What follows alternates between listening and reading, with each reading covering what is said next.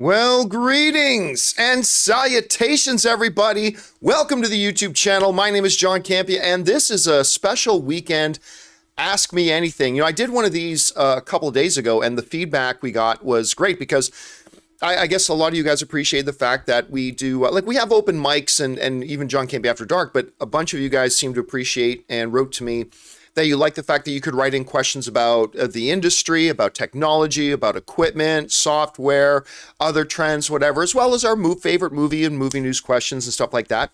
And it's good to have y'all here today. You know, some of you might be asking, why are you doing a stream on Saturday? Well, actually, it's even technically Saturday morning for me still right now.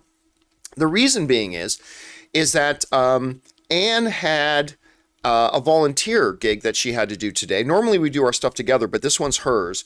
And so she was out of the house and I wrapped up what I was doing a little bit early.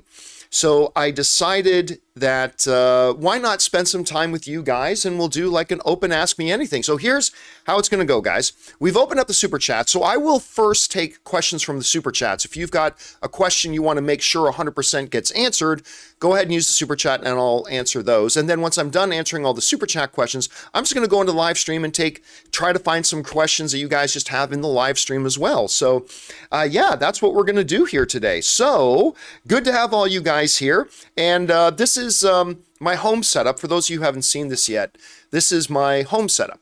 I realized even though we have the new offices, I sometimes want to be able to do things from home and not have to go to the studio to do it. So we're in the theater here. You can see this is my new 120-inch screen for our new John Campea theater room. And I set up a little corner in here in the theater room to do these sort of things. So yeah, all right. Let's get to it then, shall we? And we are going to get things started off here with Miguel Zayan, who writes, "Hey, John, I'm just about to watch the season finale for Winning Time. Nice. I've been loving the show, especially the cast. The actors portraying Magic, Dr. Buss, and Jerry West are great. I was shocked how good that show is. Like, absolutely shocked how good that show is. And you know, Anne is the bigger Laker fan in the house than I am, but it's just incredible. And John C. Reilly is Jerry Buss. And the whole cast, the dude playing Magic and Kareem are incredible. They got Michael Chiklis to play the Boston Celtic dude. That show's incredible. I'm glad you're enjoying it, Miguel, because I had a really good time with it.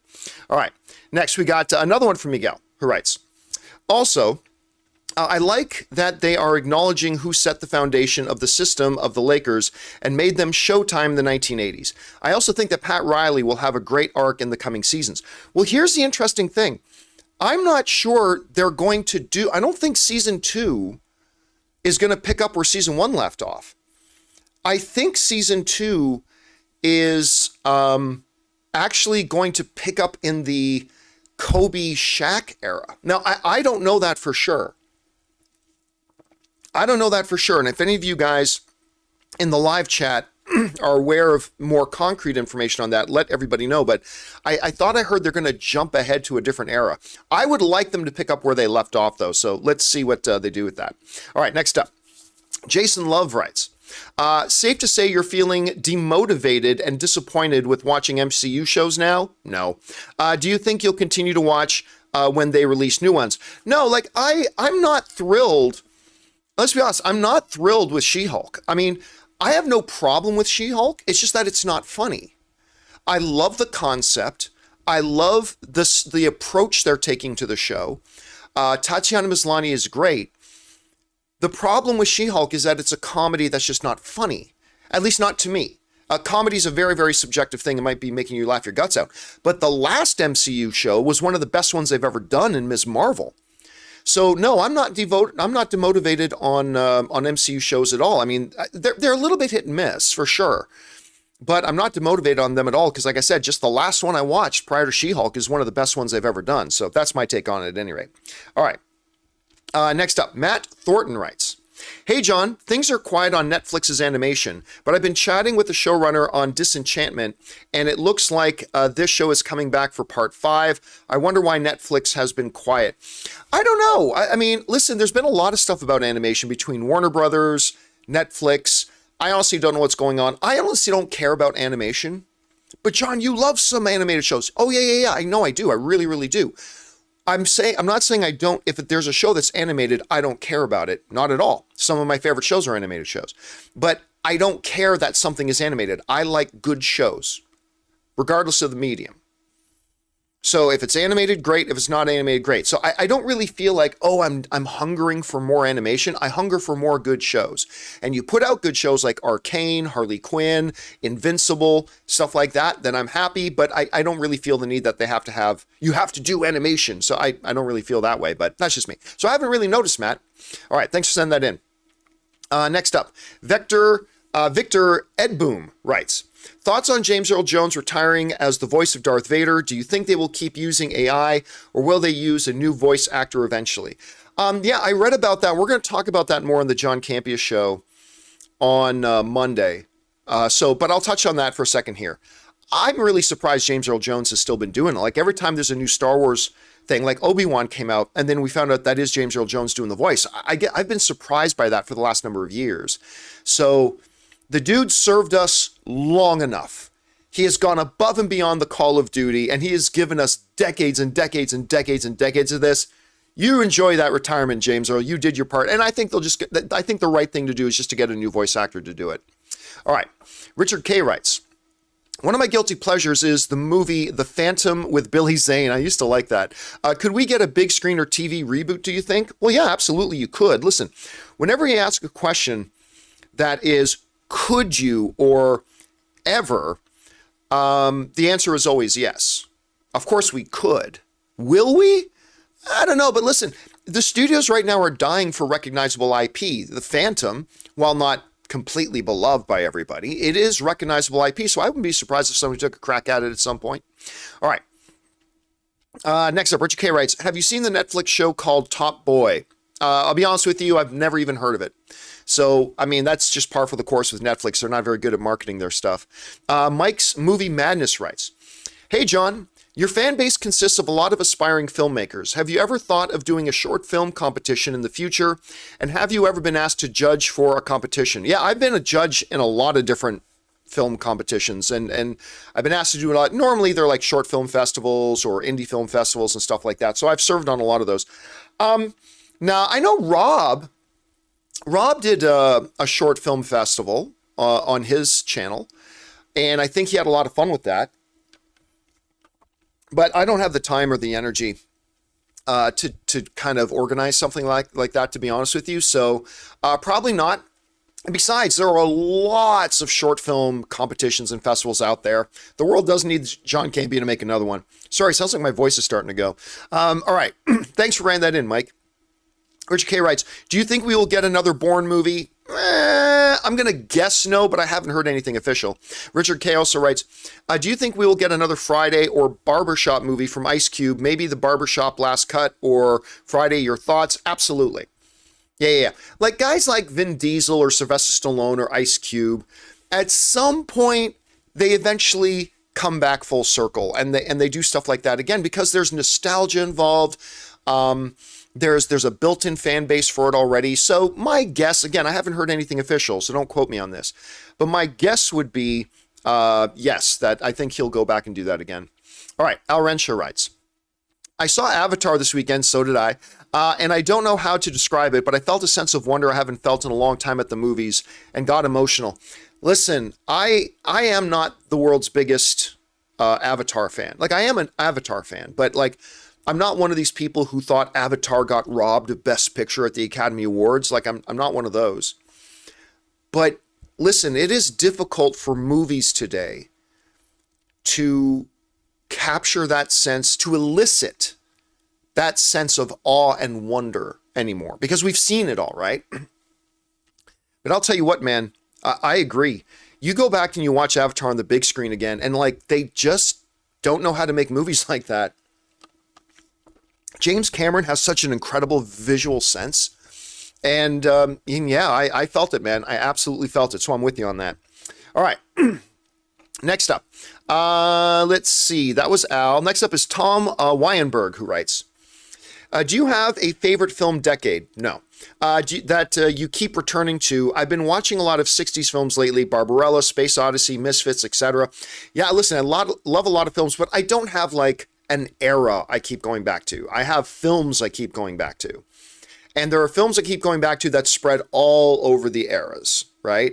Like, you guys hear me talk all the time about Lawrence of Arabia or 12 Angry Men or Spartacus. And then you move up and like the things like Mystery Men or Zoolander. And then you get into the modern comic book movies or, of course, Star Wars, whatever. So I just have movies, that I go back to kind of irregardless of era or anything like that. But anyway, thanks for writing that in, Tom. Appreciate that, man. All right, Al Renshaw writes, Black Panther 2 on the cover of the recent issue of Empire. Over under 40%, we get a new trailer by next Friday. I'm actually going to go over 40%. See, this isn't a rule, all right? It's not a rule. But generally speaking, once you see posters dropping or magazine covers happening, that's usually a precursor to a trailer dropping. Usually. Not always, but usually.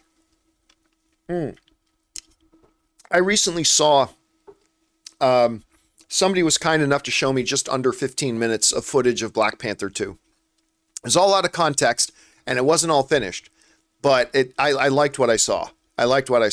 So with the magazine covers happening and everything, I am going to say, yes, I'm going to go over 40, not 90%, not 85%, but I will go over 40%.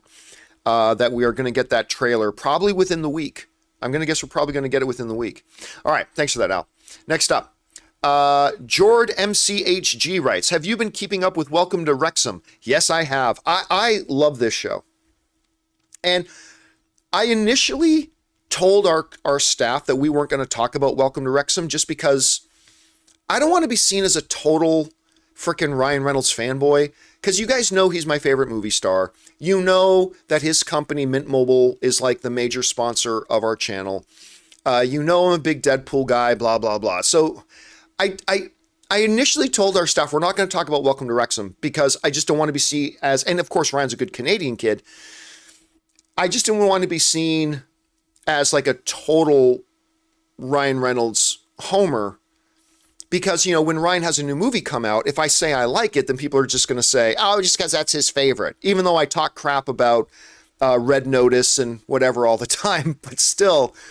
But I couldn't help it. Welcome to Wrexham is so good, I had to break my rule and we started talking about it. It's wonderful. And forget Rob McElhenney and Ryan Reynolds. Take them out of it. The documentary about that town is just fantastic, and I'm absolutely loving it. All right. Next up, we've got Michael Goats, who writes, huge fan, John. Thank you so much, Michael. Random question, but is there a story to the first time you met Ray? What was that like, and how did you two become so close? Well, Ray is my brother-in-law. I mean, there are still some people that don't know that. My wife, Ann Campea, her maiden name is Ann Ora, and of course you've got Ray Ora. Hold on a second. Ann cosplays. My wife Ann, by the way, has a couple of great Instagrams, but she's big into cosplay as well, and she's got an entire. Come on, why can't I log in? There we go. She's got an entire Instagram account just for her cosplay stuff, and her cosplay stuff's fantastic. Look at me. I'm plugging the Instagram channel, my wife's Instagram channel. But her Instagram stuff, her cosplay stuff is really fantastic. And I'm trying to find some pictures that I feel safe showing. But yeah, I'll bring this one up. So yeah, she does a lot of different various types of cosplay. That's really good. So if you get a chance, go and check out Ann Cosplays on Instagram. But anyway, my wife, Ann, I started dating Ann, and I've already told the story many times about how I met Ann. And we'd been dating for a while. And we took a trip to Vegas. But this time, a bunch of her friends were going. Her friends who I hadn't met yet. Her friends that are like as close as family. And her brother went as well. And they went up to Vegas first, and then Ann and I went up to Vegas. And I first met Ray in line at the nightclub at the New York Hotel. because that's where we met up with all of Van's friends, was at the New York hotel. And that's where I first met Ray. And we didn't talk much because, I mean, that's awkward, right? Like, that's your sister's boyfriend, new boyfriend, who probably won't be around for 5 minutes. But yeah, so that's it. And then we just became tight because we became family. So and Ray is a great brother-in-law. I love having Ray as a brother-in-law. All right. Next up, we've got, let's see, CJ Rebirth, who writes, after seeing Avatar yesterday in 3D, I'm now fully looking forward to the sequel. I wanted more after the sneak peek was over, and RIP to James Horner. Yeah, you listen to that music, and it whisks you away to another world and all that kind of stuff, and it's absolutely fantastic. And you guys know I am not a fan of 3D. I celebrate the death of 3D. I think 3D is a completely useless gimmick. Cinematographers, costume designers, set designers, they work tirelessly to give us these fantastic images, and then we walk into a movie theater and the first thing we do is we put tinted film over our eyes. It's so stupid. So I'm not a fan of 3D. That said, I think Avatar and Priest are the two 3D movies that I've actually quite appreciated. And I do. I appreciate the 3D in Avatar. Okay, next up, we've got Jay Master, who writes, hey John, Ariel Kleinman from Yellow Jackets will direct the first block of episodes for Andor Season 2. Oh, I did not hear that. Well, that's interesting. Yellow Jackets is really quite good. It's not like my top 5 favorite shows currently going, but I thought it was really, really quite good. And that is awesome. Getting storytellers like that in there from other shows, that's terrific. Especially now that you guys know the tone of Andor. It's great that they're going on something like that. That's great. All right. Jay Master also writes, hey John, Don't Worry Darling is projected to earn $21 million in the film's domestic box office this opening weekend. Yeah, we talked about that last week. That at the time it was projected for like 18 to 20. Now they've adjusted that projection to 21 million, which I think they need to take as a win. I think you got to take that as a win. I still haven't gone out to see it. I think Ann and I are going to a concert tonight. It's later. So I think we might try to sneak over to the AMC in Riverside at the Tyler Galleria and sneak in there and go to see Don't Worry Darling before we do, like a late matinee. But we will see. All right. Thanks for that, Jay Master. Alan S. writes, hey John, love the show. Thank you so much. Have you ever thought about doing live shows where fans could attend in person? I think that would be a lot of fun. Nope. No, thank you. Thank you very much, but no. No, not unless I have to pay for security and stuff like that, because the reality is, in today's world, you never know what kind of Yahoo is going to come through the door, right? And I don't feel like giving out the address to our studio, and thank you, but no thank you. I mean, honestly, nothing good could come of it. Like, really? When you weigh it, what's the best thing that could happen? A couple people have a little bit of fun, and okay, that's cool. So what's the best thing that could happen from having live people come in to watch a regular daily show? A couple people can have some fun. Okay, that's cool. So there's that. What's the worst thing that could happen? Like, the worst thing that could happen far outshadows what the best thing that could happen is. You know what I'm saying? So listen, don't get me wrong. I love doing live events. I love when we get to have opportunities to do a John Campea Show live and whatever. And like, whether it's at like 100 million view party or whether it's at something else or at a Comic-Con or something, those are always fun. But yeah, giving out the address to the studio and having total strangers who I have never met in my life come walking into our studio. Yeah. No, that, my friend Alan, and I know your heart's totally in the right place, Alan, and I appreciate your heart being in the right place, but that has bad idea written all over it. So I will avoid that one. I'll avoid that one. John Stevens in the live chat is saying, I'm safe, John. Trust me. Anyway. All right. Next up. Thanks for that, Alan. South Texas Shark writes, I never have seen Rob more red than Friday's show. I didn't have a chance. I took Fridays off. I've been taking Fridays off. I may not much longer. Well, we'll talk about that another time. But I've been taking Fridays off, so I did not see Rob on Friday's show, unfortunately. I heard they got up to some mischief, though. All right, Al Renshaw writes, do you think we will get another Black Adam trailer? I hope so, because I still don't know anything about the movie. I just know that Black Adam's here, and Black Adam's, grr, he's mad. And that's all I know. And then you get your idiots who go, well, what, John? You want them to give the whole movie away? No, moron. There's telling you nothing and telling you everything, and then 50 stages in between. I just think a movie needs to tell you what it's about. You know what? That trailer we talked about on Thursday, what was it called again? Knock at the Cabin, right? The new Dave Bautista one that's being directed by M. Night. Knock at the Cabin. That was a great trailer, because it didn't give anything really away, but it told you what the story of this thing is, right? And that was picture perfect execution of a trailer.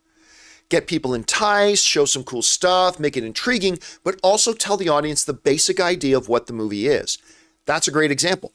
Black Adam, we've had 3 trailers so far. And I don't know a single thing more. Like, after watching the 3rd trailer, I still don't know a single thing more than I did after watching the 1st trailer, other than Amanda Waller's in it. And so that was one thing. But other than that, I still don't even know what the movie's about. And for people like me, that doesn't really matter, because I'm going to go see Black Adam no matter what. But for the vast majority of the movie-going audience, I think you got to do more to entice them. I don't know. That's just my thought. So I hope they do another trailer. All right. South Texas Shark writes, your crew sometimes have great comedic timing. I got some pretty funny people on my team. I really do. And you know what the funny thing is? The funniest parts are the times that we're not live. The funniest times in our office are the times that we are not live. And we will never broadcast those, because those will get us in trouble. But no, we all have a lot of fun with each other in the office. We really do. All right. A. Marcellus writes, would you be cool with the idea of an old Republic Jedi show in the style of Andor? Something more serious and grounded, showing how Jedi have to sacrifice their personal life and make hard decisions? I don't care. I mean, listen, the notion that darker and more serious equals better is a fallacy. Darker and more serious does not equal better, right? But I mean, you can make anything work. You can make anything work. Could that concept, hey, Marcel, say you just painted out, could that work? Absolutely, with the right script and the right director and all that kind of stuff. But again, you can also get Felipe, the sentient dancing microphone. And if you write the right script with the right writer and the right director and the right people involved, you could make that work. So I would be okay if they did that, but I don't think just because Andor's come out, and Andor is great and very different from everything that Star Wars has done, and I love Andor so far, I don't think that means, oh, well, Andor is dark and serious. That means we should do everything dark and serious. No, like Mandalorian has elements of dark and serious, but it also has a lot of elements of lightheartedness and whatever in it, and it's great. Mandalorian is great. Book of Boba Fett, not so much, but style can work and it cannot work. The answer is not in your formula. The formula is not the answer. So would I be okay with it? I'd totally be okay with it. Is that what I think they need to do? Not necessarily. Not necessarily. But that's just my take on it. Thanks for that, A. Marcellus, and good imagination, man. All right. Next up, The Sky Ablaze writes, can you announce your new channel name yet? Yeah, the new channel name, when we get around to it, I announced it the other day, is going to be Press Play. Press Play is going to be the new name of the thing. And I'll give you, this isn't the final design. This isn't the final design, but I'll give you just a basic idea. That's generally what it's going to be. Now, as far as when we're going to make the switch over, because we're changing the name of the YouTube channel and we're changing the name of the show. So we're not going to call the YouTube channel the John Campea Show anymore. We're not going to call the main show the John Campea Show anymore. It's going to be Press Play. And then it'll be Press Play's Open Mic and Press Play's Andor After Show. So we're still not completely ready to do it. Some people are saying in the live chat they're not sure about the red. I don't think red's going to be the color. Just so you know, that I don't think that red is going to be the color. This is just giving you a basic idea of the basic look. We're not ready to do it this week, but probably by the end of the year. Probably by the end of the year, because we're going to have to do a lot of work still on the branding, and then there's a lot of stuff behind the scenes that have to happen to change things over and all that kind of stuff, but it's coming. It's coming. All right. Thanks for asking, man. Next up, that was Sky Ablaze. Now we are at James Germain, who writes, Hey, John, let me get this straight. So if the rumors are correct, we will have 2 psychopathic killers as the mom and dad of Marvel's first family. I have no idea what you're talking about. If you're talking about Fantastic Four, like if you're talking about like the actor from You being, the rumor is Reed Richards, and if you're talking about Comer being cast as Sue Storm because in After Eve, if that's what you're talking about, then yes. Now, Jodie Comer as Sue Storm, that one I feel fairly certain about, but don't take that to the bank. Like I said that a few weeks ago, that I heard from somebody pretty reliable, but not 100% reliable, that Jodie is indeed going to be Sue Storm, but I'm not taking that to the bank, so you shouldn't take that to the bank either. Just keep it in mind. As far as the guy from You goes, who knows? No idea on that front. I haven't really heard anything concrete or solid on that yet. All right. Next up.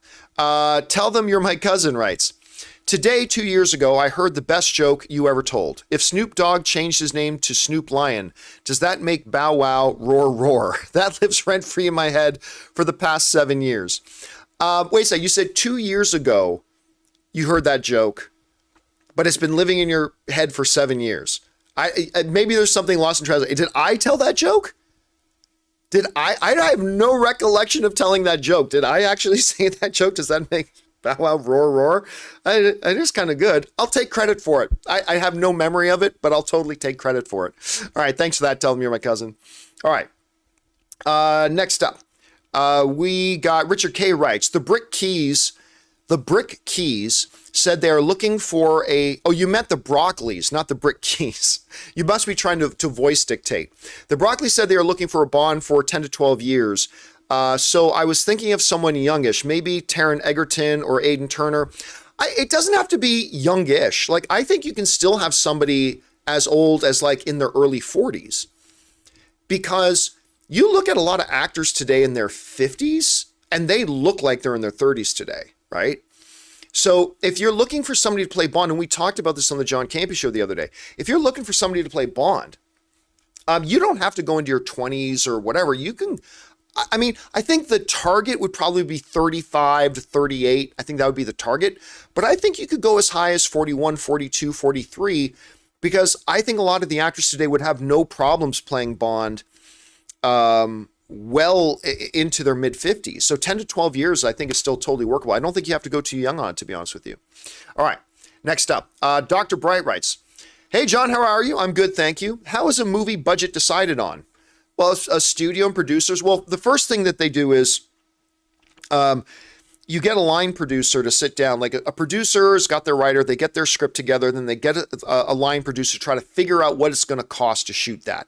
And then decisions got to be made about how much money can be raised. A studio takes a look, they try to evaluate what they think is the potential payoff. So there's no one answer to that. But the first job is take the script, get a line producer on it, and the line producer will go through it and tell you how much it's going to cost to do it the way it is. And then from that point on, you jump through a lot of hoops to find out, who's going to pay for it, how much can we raise, how much do the financiers think the movie could actually make, and then they're only willing to do that. Then you have to go in and make changes to the script, try to bring the budget down, and yeah, it's a whole song and dance, man. All right, good question though. Flover99 writes, hey John, looking back now at the DCEU, I was wrong by Warner Brothers, or was it wrong by Warner Brothers to let Zack Snyder direct Batman vs. Superman? Yes. Now, don't get me wrong. I am not saying that it was a stupid idea for Zack Snyder to direct Batman vs. Superman. I happen to like Batman vs. Superman. But the reason I would say it was a mistake that they let him direct it is because they already knew, right or wrong, that they didn't like what he was doing with the universe, right? Warner Brothers at the time already knew that they didn't like what he was doing. It doesn't matter that I liked Batman vs. Superman. It doesn't matter if you liked it, but they knew they didn't like what he was doing. And it came down to the last second. There was a big movement in Warner Brothers to remove him as the director of Batman vs. Superman, but the movie was literally weeks away from shooting. And they decided, they came really close to dropping him as the director, and they decided to move ahead with it. So again, for me, I like Batman vs. Superman. But if you're Warner Brothers and you already know that you don't like what he's doing with your movies, then yes, it was a mistake to let him go on and direct Batman versus Superman. From your point of view, if you're Warner Brothers. So on that level, on that angle, then I think it was probably a mistake for them. Now, if I was in their position, I probably would have had him direct Batman vs. Superman because Man of Steel is one of my favorite comic book movies of all time. But if you're them and you already know that you don't like what he's doing with your movies, then you needed to move on. Instead, they just made the problem worse. All right, next up. Let's see. Collie Woolley writes, "Hey, John. I asked Robert, Chris, Ray, and the others yesterday for some underrated horror movies for October. What would be your picks? Thanks. I think one of the most underrated horror movies ever. Not a ton of people know about it, but if you've watched me for a long time, you've heard me talk about this movie. It's called Behind the Mask, The Rise of Leslie Vernon." Let me see if I can find it here. Behind the Mask, The Rise of Leslie Vernon. It is a lower budget but incredibly awesome movie. Lower budget, but incredibly awesome movie. If you have not seen this movie, it's part satire, part horror movie. Part satire, part deadly serious. It imagines the world. It's a fake documentary style like The Office and Parks and Rec, but it imagines it's in a world where Jason, Freddy, and Michael are all real. They were all real. And it's about this guy named Leslie Vernon who is training. He's in training right now to become the next great supernatural serial killer. And it's this documentary crew that follows him around. And he's just like this average guy. Yeah, you got to do this. It's this documentary crew that's just following him around as he's training and preparing his first big killing spree. And the first 3/4 of the movie is kind of like satire documentary, and it's hilarious. It's an amazing deconstruction of the whole horror genre. And then in the last 25% of the movie, it shifts gears to become a legitimate 80s style horror film. So not enough people know about this movie. This movie does not get enough credit. It's directed by a guy named Scott Glosserman. Go and check out Behind the Mask, The Rise of Leslie Vernon. I think you will be very, very happy that you did. All right. Thanks for that, man. All right. Next up, we've got Ryan Ramirez who writes, "Thanks for all you do, John." Well, thank you so much for being here, Ryan. I appreciate that, man. Gary Phillips writes, "John, I hope you're doing well, bro. I am having a fabulous weekend already. Ann and I, we went out for dinner with some friends last night. We came home, took our dogs for a great walk. We went to a park. Then we came back into the theater room. We loaded up the new Return to Monkey Island on the Nintendo Switch, ate some good food, and passed out on the sofa. It was a fabulous Friday night for us. It's exactly the kind of Friday night I like having. And we've got a great day planned ahead. Ann's off doing some volunteer work right now. And then we're getting together some friends. We're going to try to slip in a late matinee for a movie if Ann gets home in time. And then we're going out with some friends to a concert later. Having a great weekend, man. Thank you. All right. Next up, Dragon 10 writes, "John, what is it like being an absolute legend? Love the show, dude." Well, if you mean legend by nobody really knows who the F I am, then it's great.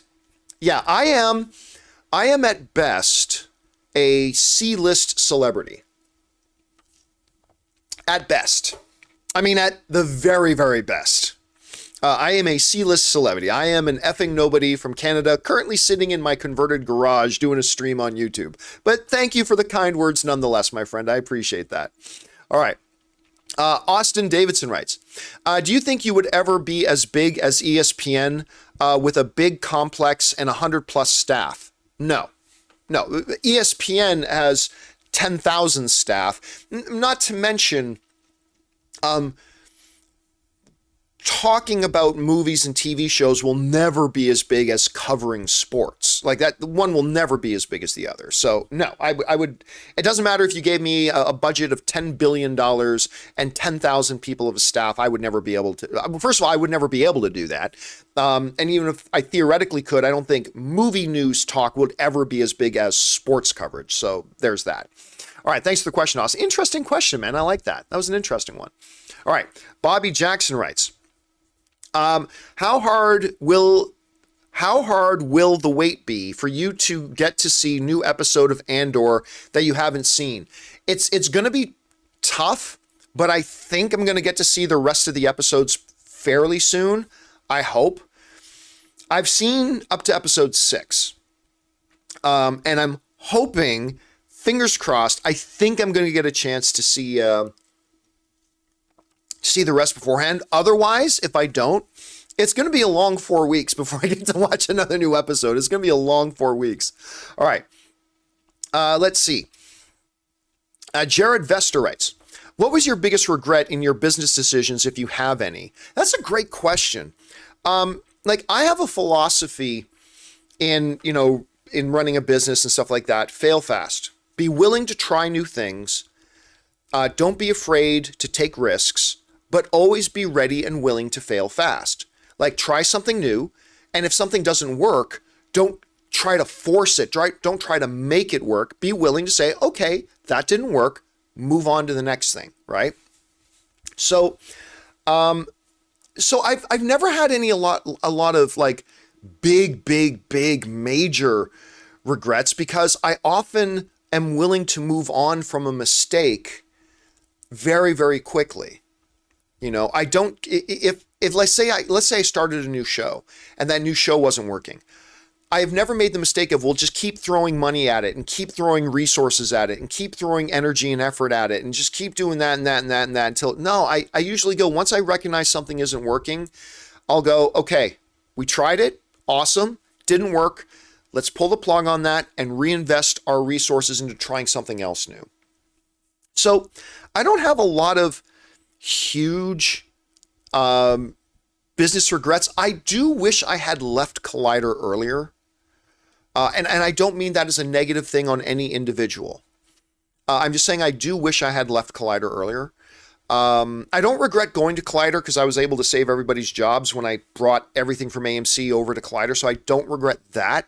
But I think I knew the writing was on the wall at Collider a lot earlier, and I probably should have just straight up, I shouldn't have let them talk me into coming back the one time that I was going to leave.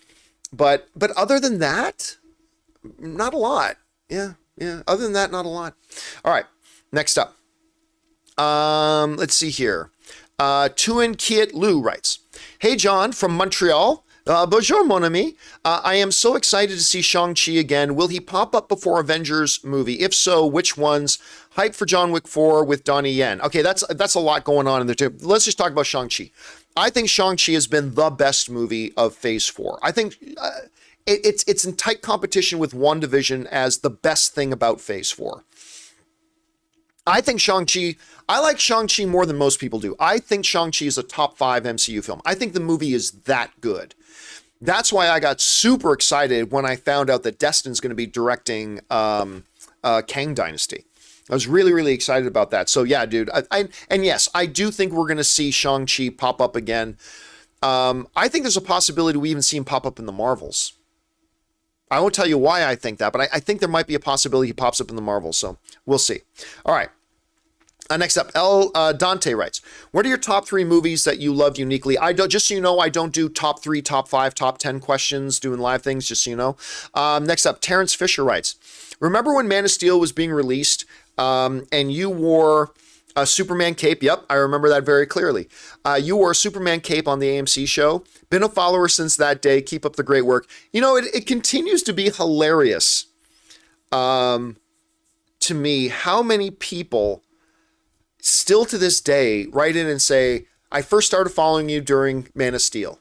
Because we did this, me, John Schnepp, a couple of us, we did a Man of Steel review on opening night, and it's just crazy how many people today still say that was the first time we found you was that Man of Steel thing. That's kind of amazing. Thanks for that, Terrence. All right, next up. Parth Trivedi writes, what is the range of responsibility for a movie/TV show director? Do the responsibilities change based on the scope of the project? Well, there's a difference. Directors in movies are different than directors in TV shows. In a movie, other than the producers who are kind of in charge of the overall thing, but in a movie, the director is the person in charge. Everything runs through the director. The director is the person in charge. Now, of course, the studio producers could step in and make changes if they wanted to, but generally speaking, in a movie, the director is the person in charge. That's not the case in TV. The showrunners or the lead writers are the people who are in charge of TV shows. That's why a lot of different TV shows, most TV shows, a different person is directing every episode. They'll bring a director to do this one episode, and they'll have another director do another episode. Like, a director can't change the course of a show.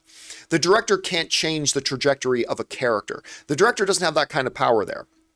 Their more responsibility in a TV show is to take the writer's vision and understand where the writers are going with the next couple of episodes that other directors are doing, and put together as tight of a package as you possibly can and get some good performances out of your actors. But it's the difference between movies and TV is very, very different. The power level difference is much different. The power level of a film director much higher than the power level of a director in a TV show. But both direct actors. All right, Sidhu writes, what do you do when you've been trying so hard at something but seem like you're not getting anywhere? Feel pretty discouraged right now. I'm going to be honest with you. All right? And what I'm about to say is simply my own personal philosophy. All right?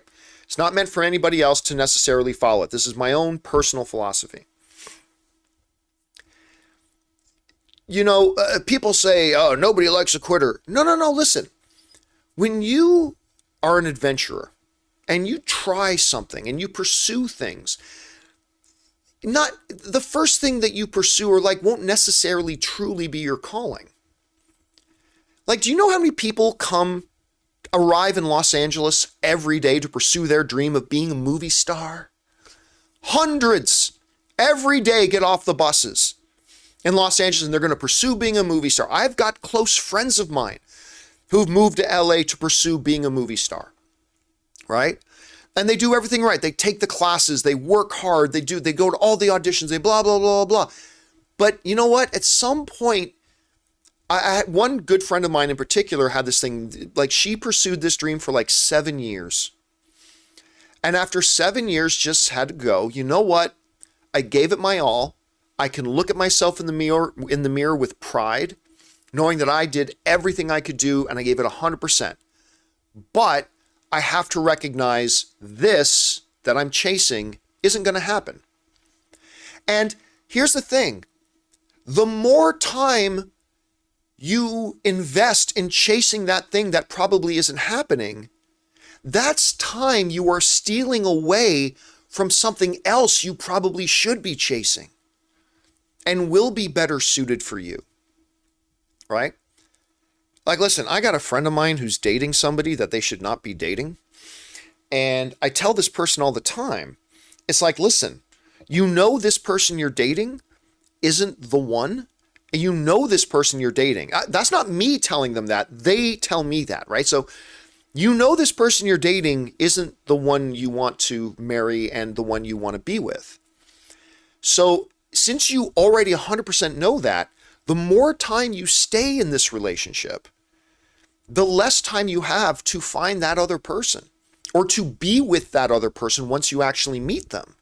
So I would say this, Sidhu, if you're pursuing something and trying really hard, don't be discouraged. Go, okay, I knocked on that door, I opened that door, and that's not the one for me. That's not the one for me. All right, time for me to start searching for what is. Look at it as an opportunity. Look at it as a chance. Look at it as a new beginning, something brand new and exciting. And then go ahead and pursue that. Don't allow yourself to be trapped by, but this is what I thought I really wanted to do, and I've invested so much time and energy in this, I might as well invest the rest of my time and energy in it. No, man, that's not how life works. You know, you try something. If it didn't work and it's not working out, that means there's something else out there that is worthy of your time and energy and effort, and go start pursuing that. But that's just, hey, listen, I'm no life coach. I am no life expert. That's just my bit of advice for you, my friend. So I hope whatever it is you do works out in great detail, my friend. All right. Next up, we got Boris Nikolovsky, who writes, and seriously, I emailed my local theaters asking about 3D sessions for Multiverse of Madness. Cameron really does have a higher power.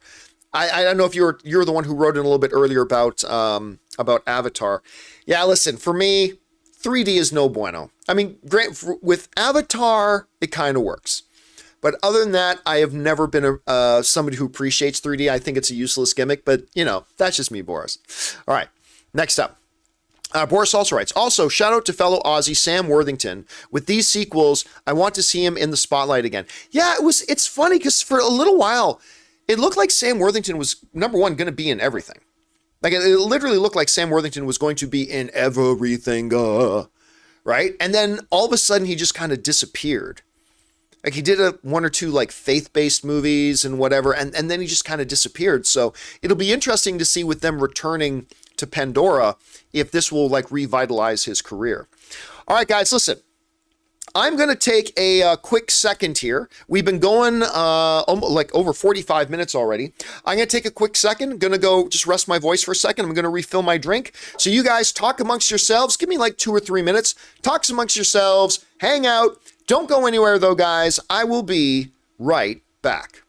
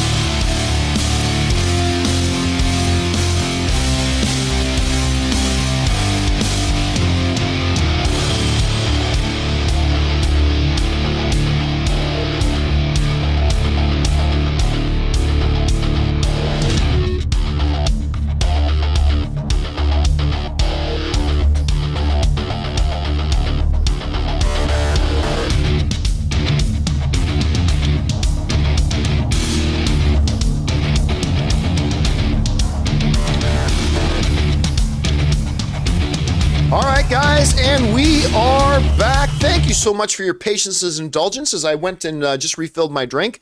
All right, I have now turned off the super chats. Just so you guys know, I'm going to go through the rest of the super chats. Probably going to take me like another hour to get through the super chats. But we're going to go through the rest of the super chats, and then once we get through all the super chats, we're going to take some more time and actually just take some questions and thoughts from you guys who are just in our live chat here, and we will go from there. All right, let's keep going here. Next up, we got Bulletproof 151 who writes, hey John, subscriber from Toronto here, my old stomping grounds. On your last Ask Me Anything, someone asked you about the differences between Toronto and LA, and it has me wondering, what do you wish you could bring over from Canada to LA? Well, I mean, it depends on what way you're talking about. Like culturally, I mean, I wish people were more polite here. I wish people were a little bit more considerate here. Whatever. But I mean, listen, American culture's got a lot of great stuff too. A lot of things I love about living down here at the same time. As far as tangible things, I wish there was a greater appreciation for hockey down here. Greatest sport God ever created. And I wish there was more poutine. Oh, and better Italian food. I wish there was better Italian food down here. So those are just a couple of the tangible things that I wish were here. Oh, and public transportation. The public transportation in Los Angeles sucks. Like Toronto, that's a city of 2.5, almost 3 million people. You don't need to own a car in Toronto. You're never more than a few minute walk from the subway station that'll get you anywhere in the city you want to go. It's amazing. And in Los Angeles, it sucks. It sucks trying to get around Los Angeles, man. It really, really does. All right. Thanks a lot for writing that, man. And I miss Toronto very, very much. All right. Next up, we've got William Foreigner who writes, what are your thoughts on the LA Chargers? Listen, you got a great young quarterback, maybe one of the best in the league. You've got a pretty exciting defense. I think they've had a tough go the first couple of weeks, but I actually like the Chargers quite a bit. All right. Connor Farley writes, great marketing for Ted Lasso. Richmond FC and Ted have been added to the latest installment of the popular football video game series FIFA 23. Yeah, we talked about that on the John Campea Show the other day, and it's brilliant marketing. And it's not brilliant marketing for Ted Lasso. It's brilliant marketing for FIFA 23. Because that, you start advertising that Ted Lasso and Richmond FC are playable characters in the game, you're getting a lot of people who've never played FIFA who are now going to go and pick it up. So I think it was an absolutely brilliant stroke of marketing for them. Not so much for Ted Lasso, but for the video game, I think it was a great move. All right. Let's see here. Sam Fisher writes, it seems that AMC canceled my A-list subscription because I forgot to update my card and now I can't resub until January. Yeah, listen, that sucks. It totally sucks. But they didn't do anything wrong. I mean, yeah, if they try to charge your account to get their monthly fee and the card and the process doesn't go through, and they have a policy that if you cancel your account, you can't re-sign up again for X amount of months. And they cancel your account if your payment method that you have set up doesn't work. So, I mean, that sucks, Sam. I know that's happened to me where I accidentally forgot to change a card or whatever, but as much as I'm pretty critical of AMC sometimes, I got to say it's probably not their fault. It's not their fault. It's just a sucky set of circumstances that ended up with you kind of getting screwed. And I'm sorry for that happened, man. All right. Freddie Lane writes, hey, John, with the show being renamed Press Play soon, do you think there will be new segments too? Really enjoying the Weekly Hero and Open Mic. Not really. I think Press Play is a rebranding. Now, I've had a lot of people ask me, like, why change the name? And there's two big realities to why I need to change the name of the show. One is that the John Campea Show, it started out when it was really just me, right? It was me in a situation, in an environment like this. Me in my converted garage, my camera, and my setup, and me talking about my thoughts on movies, movie news, TV, and streaming. But it's a lot more than just me now. Hell, there are shows that I'm not even on it. And it's a little weird to have something called the John Campea Show when there's no John Campea on it. And then we have, I started Heroes or Weekly Hero back up again. And I didn't put myself on it. I've got Rob and Chris doing Weekly Hero. And yet it's on the John Campea channel. We've got John Campea Open Mic, but sometimes I'm not on Open Mic. We've got John Campea After Shows, but sometimes I'm not on the After Show. So, and even on the main show, right? Like, it's not just me. I've got Rob and Chris and Ray and, so it's more than just John Campea now. If I were to ever decide to, like, just bring everything back, like, just get rid of the studio, and just make the John Campea Show like this again, just me, you, and the camera, then I would probably keep the name The John Campea Show. But it doesn't make much sense otherwise. So the other reason I'm going to change it is because, newsflash, I'm not going to do this forever. At some point, I'm going to have new challenges that I get to face. I'm going to have new opportunities and new horizons and new mountains I want to climb.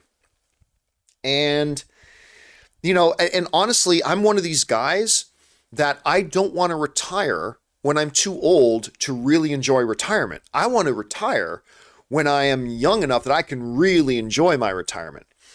And so, so for me to then pass on or sell the John Campea network, it can't be called the John Campea Show. It's got to be called something else, right? So those are the two main reasons why I'm looking at change the name of it. And listen, don't start any rumors like, John, I'm not about to retire this year or next year or anything like that. I'm just saying I want to just start preparing things. So if eventually, when I am ready to move on to something new, that the company is going to be in a good place that somebody else can easily take it over and keep it going and keep it running. And a brand change is kind of necessary for that. Anyway, all right, thanks for the question, man. Next up. Who was that? That was Freddie, I think. Captain Brad Brickley writes, is there something I'm missing? But how are member questions different than regular ones? I don't seem to see a difference from my end. Thanks. Well, what happens is when you become a channel member, and by the way, deep, heartfelt thanks to everybody who have become channel members. Like, thank you guys so much for being channel members. That helps us out a lot. But one of the things that YouTube does, and it has nothing to do with us, but one of the things that YouTube does is when you're a channel member, it on the month anniversary, so every month on the anniversary of when you sign up as a channel member, it gives you one free member chat to fire in. By the way, hello, Troy. Troy just became a producer level member of our membership. Thank you so much, Troy. Good to have you here, man. So what it does is, one of the little perks it does is that it gives you one free member chat that you can send in every month. And we read those on the John Campea Show. And we read those for people who have those and send them in. We read those before we read the super chats. So that's kind of the difference there, Captain Brad. Good question. Hopefully I gave it a little more clarity there. All right, Fernando Rodriguez writes, talk about Ryan Reynolds. We all know you are part of AMC's price hike evangelists with the new yet to be announced Campea level A-list price. Damn right, I'm behind everything. Everything about AMC's price hike, that's me. All my criticism of AMC CEO Adam Aaron was all a disguise. It's all a ploy. I'm the one who's raising prices. All right, next up, Paul Dean writes, I know it's a small thing, but what do you think of Star Wars having the word shit in it now? I'm perfectly fine with it. I don't care. Like, are you going to tell me in any society there's not a form of profanity? And listen, Star Wars, they use the English language. So it just makes sense that they would use English profanities to do it. So I have no problem with it at all. I don't think they need to start filling their shows with it, but I have no problem with it at all. All right. Robert Offley writes, you heading to New York City Comic-Con? No, too expensive to go.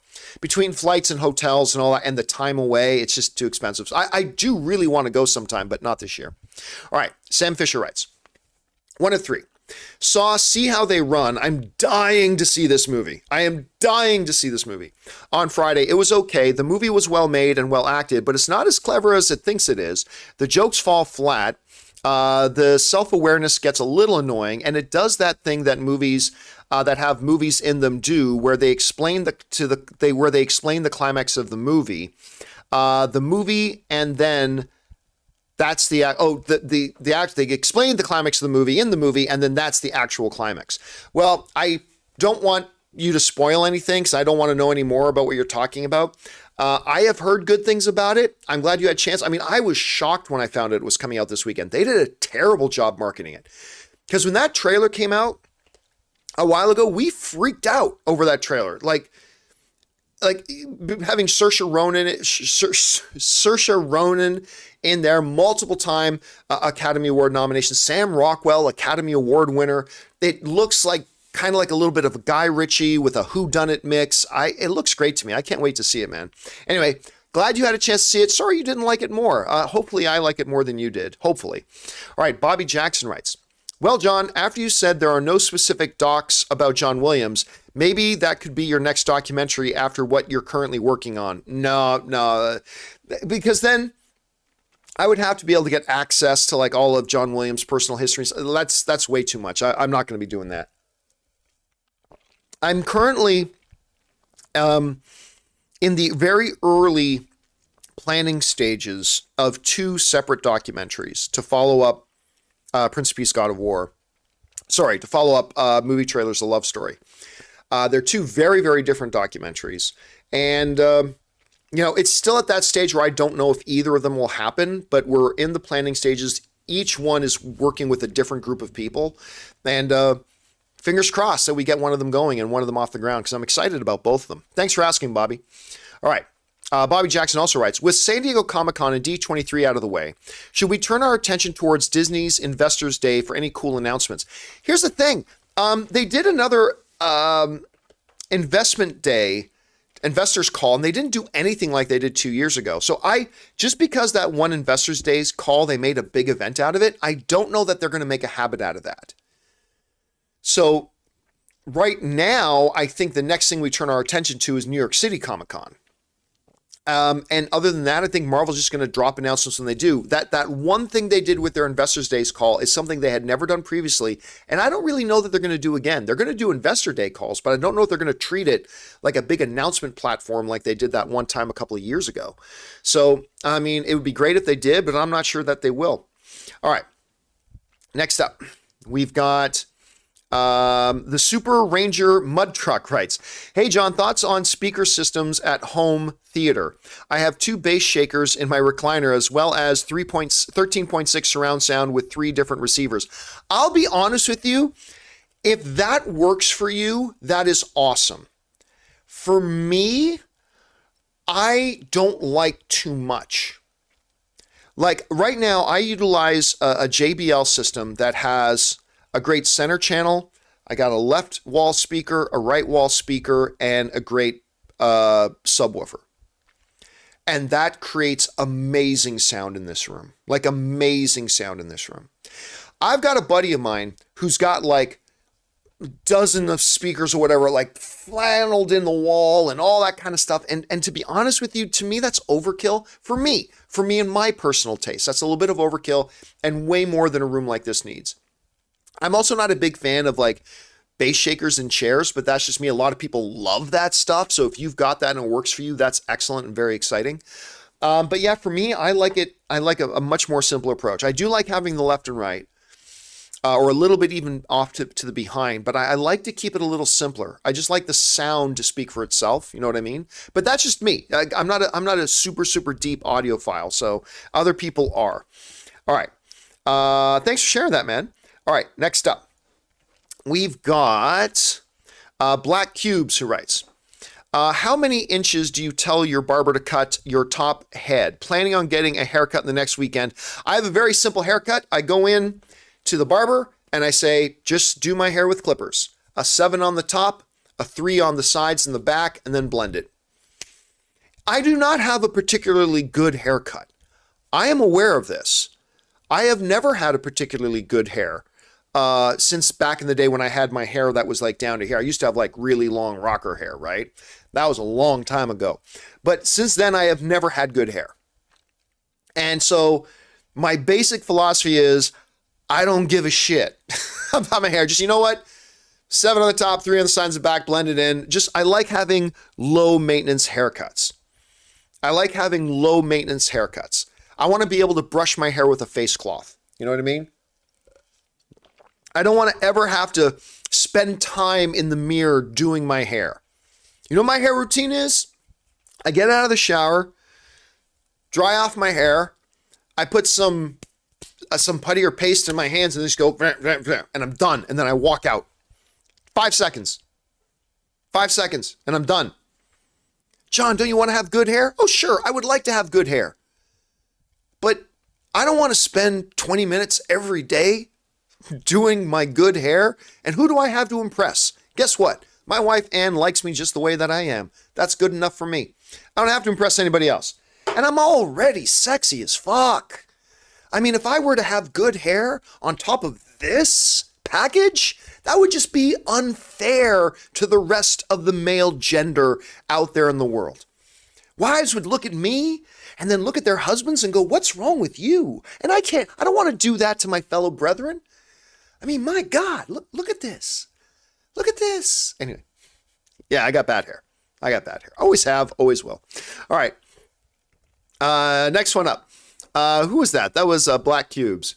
All right, my buddy Kevin Rubio writes, John, you want to grab lunch and a movie at Burbank later today? Well, I cannot today. Lunch because it's already 12:30. We've got at least another hour to go, and then Anne's getting home at some point. We're going to run over to Tyler to go see it. But we do have to get together again soon. You, me, and Rob got to get together soon, Kev. All right, next up. A1 Thur04 writes, with no news in D23, is Tron 3 a dead film? I've always thought Tron 3 was dead. Like, every time there have been whispers coming up, I've always had saying, I don't know that I believe they're going to do it. The last one first of all, I didn't think the last Tron movie was all that good. I didn't think it was bad. Like, I didn't think it was a bad film. I didn't think it was all that good, and it didn't do all that great at the box office.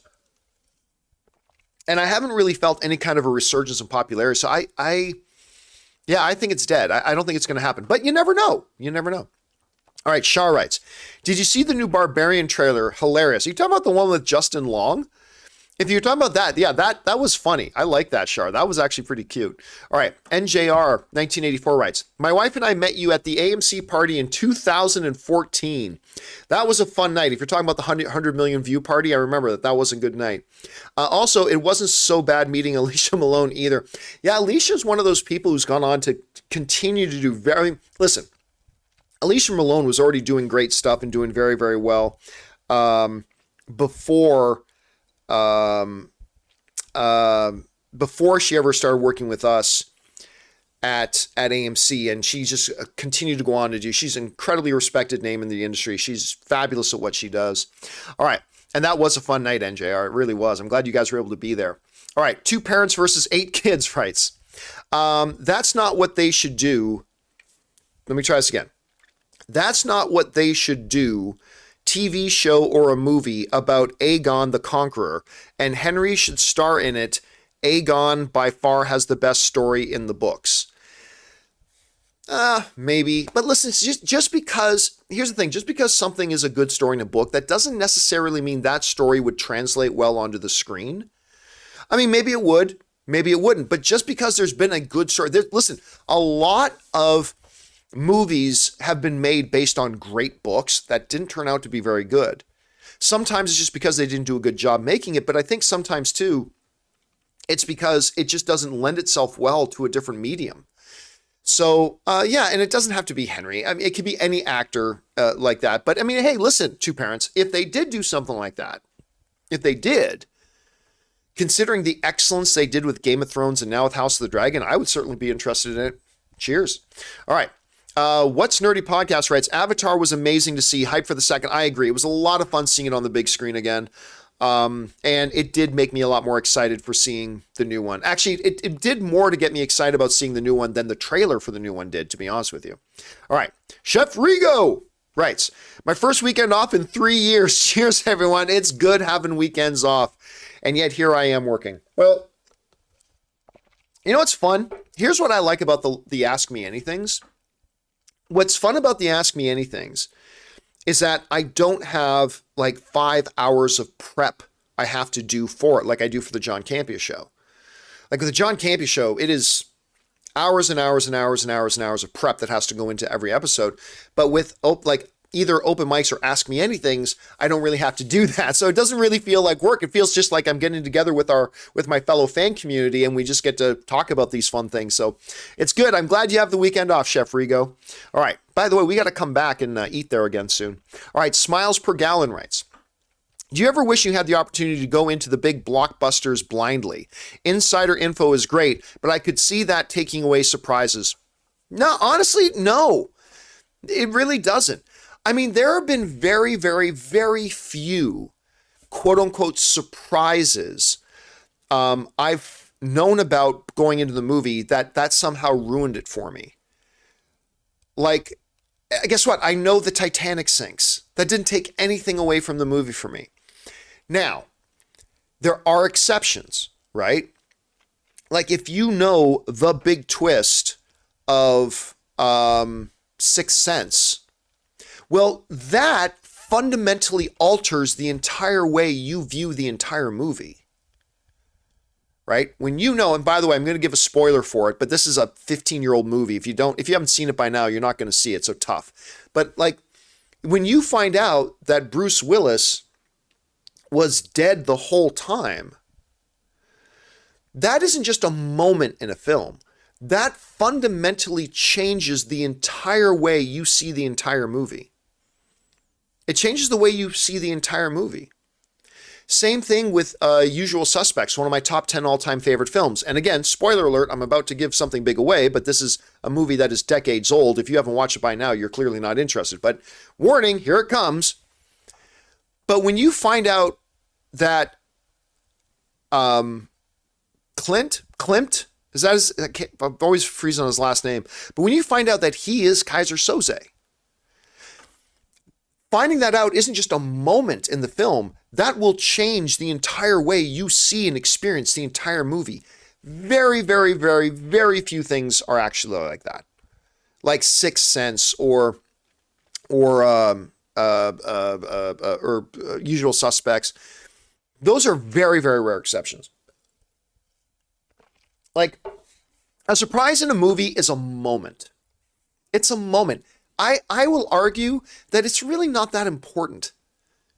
I mean, it's nice when you get a surprise. Oh, okay, cool. But I have found that the times I've known about surprises and still watch them in the theater, when it happens, I still get full effect out of it, even though I knew that was coming.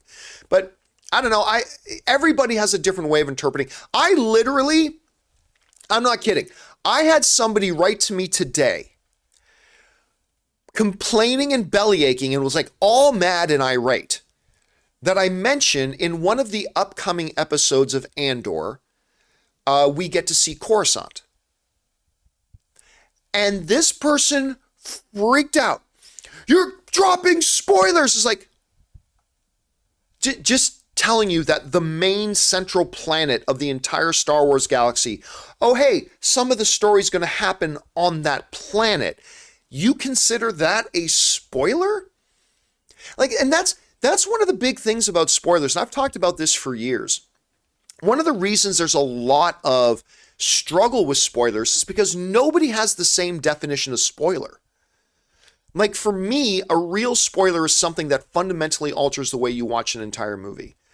For some people, it's a little bit less than that. But for some people, seriously, I've had conversations where I say, they go, oh, did you see that movie? I'm like, yeah. So I said, there's a great scene with a car chase.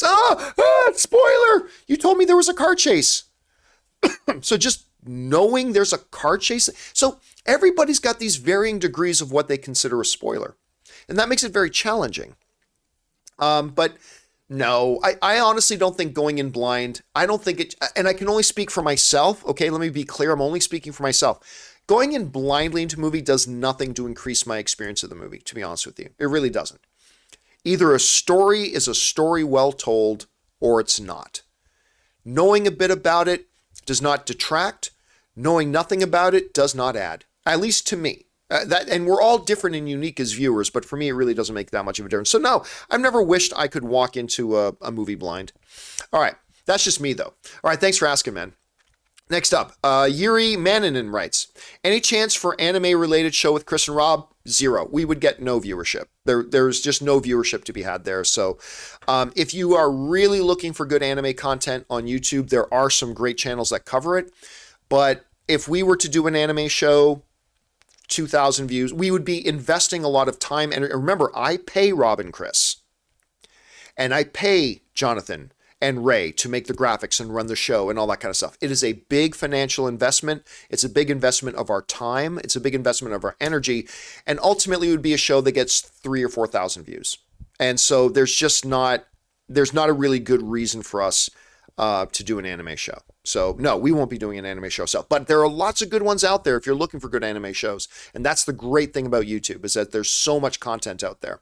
All right, thanks for that, Yuri. Next up. Curtis Spotted Bear tips in like $50. Thank you, Curtis. Thank you so much. That's incredibly generous of you, man. Thank you for supporting our channel on that level, man. Let's see what Curtis has to say. Curtis writes, hey, John, over your podcast career, I know you've said your best trait is your eye for talent. I think that's probably my best ability. Now that being said, who would you say is the talent you missed out on? Who took the most convincing? Was it Ray, Dennis, Jeremy? Thanks, and bring on the filthy. I would say, well, first, like Dennis was one of the first guys I ever hired. And there's only been 2 guys I've ever had to try to convince to come and work. One was Dennis, because he was already doing something. And I knew we needed Dennis Zen.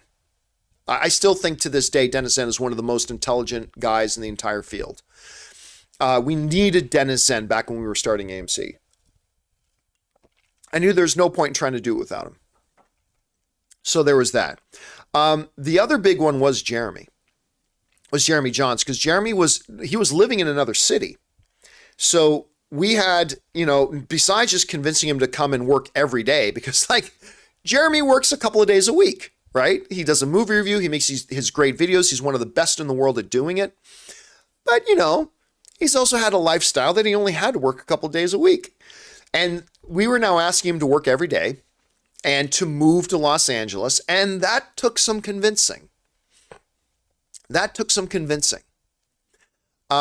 I learned some really interesting lessons from that as well. In that, like when we brought Jeremy on, I thought Jeremy was great. Jeremy's like I said, I think he's like one of the top 1 or 2 best, just pure film critics on the YouTube platform. I just think he's terrific at it. One of the best. But we learned some really interesting lessons. Jeremy had a really, really large following and large audience. And there was a part of us that thought if we had Jeremy on the AMC channel or at the Collider channel is what it was at the time, we thought, well, a bunch of that audience will follow him over. But they didn't. That was we never really saw a big, Collider when I was there was constantly growing. But when we brought Jeremy over, we thought our constant growth would take like a sudden real high trajectory, and it didn't. And I learned a bunch of lessons about the nature and the pattern of YouTube. It's like Jeremy had his fans, but they loved his fans. And I remember Jeremy and I were talking about this once. Jeremy's fans loved watching Jeremy for the stuff that Jeremy did. His unique format of his movie reviews and stuff like that. They didn't necessarily just want him to watch him doing anything. Like if I were to suddenly do a cooking channel, I don't think everybody who watches the John Campea Show would suddenly go over and start watching my cooking channel. People who enjoy watching me talk about my thoughts on movies, movie news, TV, and streaming. And I think if I suddenly launched a cooking channel tomorrow, I don't think we would get a lot of our viewers to come over. And that was one of the lessons I learned with Jeremy. It was a lesson we both learned. It was a really interesting time. But yeah, so I'd say Dennis and Jeremy were the 2 ones that took the most convincing. And again, just 2 fabulously talented guys. All right. Let's see here. And thanks for writing that in. And again, thank you so much for supporting on this on that level, man. I really appreciate that, Chris. It's incredibly generous of you. All right. Next up, Michael Francis writes, hey, John, why do you think when Netflix releases a movie in theaters, they only do a limited release only to put it directly on their streaming platform? Why even release it in theaters? They need money. The reason they put it in a limited amount of theaters is to make it qualify for Oscars and awards considerations. The Oscars and other awards have certain rules that says, basically, if your movie doesn't play in a theater, it can't be nominated for an Oscar. So what Netflix does is they put it in a couple of theaters in a couple of markets for a short limited run, so therefore it qualifies. The reason they don't put it in theaters for longer or give them real theatrical releases, which they should, is because then the movie theaters will require them to honor a 45-day window, which Netflix doesn't want to do. So it's going to be, I think eventually they will, but right now that's why things are the way they are, Michael. Great question, man. All right. Let's see, next up, David Aaron writes, probably pretty late to the game here, but do you have any thoughts on the Loki Season 2 trailer leaking? I haven't looked. I heard that the Loki Season 2 trailer leaked. I have not looked it up, so I haven't taken a look at it. So, listen, I'm not surprised it leaked. We live in pardon me, I'm drinking soda here, so I got the hiccups. We live in a world where we all have these global audio, video communication devices that we can have digital information on. We can instantly take video and things of. I mean, it's insane that more stuff doesn't leak, to be honest with you. So I'm not surprised at all to hear that Loki leaked, but I haven't had a chance to look at it myself yet. All right, I probably am interested in seeing it though. Richard K writes, does this press play name change mean if you're taking your name off that you're quitting the show, or will you be as involved as ever? No, it means eventually, like maybe a couple of years from now, I won't be on the show. But no. Like, I'm not going anywhere. In the immediate future, I am not going anywhere. But I would be lying to you if I didn't tell you that a part of the reason for the name change is to prepare the network for me to hand it over to somebody else. And when I say hand it over to somebody else, I mean sell it, because I'm going to make money when I do it. But no, like when is to prepare the show and the network for the day that I'm not on it. And that day's not going to be this year. That day's not going to be next year. It's still a ways off, but it's time to start laying that groundwork. So no, Richard, it doesn't mean I'm going anywhere anytime soon. All right. Next up, McDavid Deserves Better writes, I'm working on predictions for the publication I work for. My Stanley Cup selection is coming down to Toronto or Carolina. What's your prediction? For the first time ever in my life, I am actually predicting the Toronto Maple Leafs this year. I think they're ready. I really do. I think this is their year. Now, look, once you get into the playoffs, anything can happen. And of course, they could be knocked out in the first round. That's the magic of the playoffs.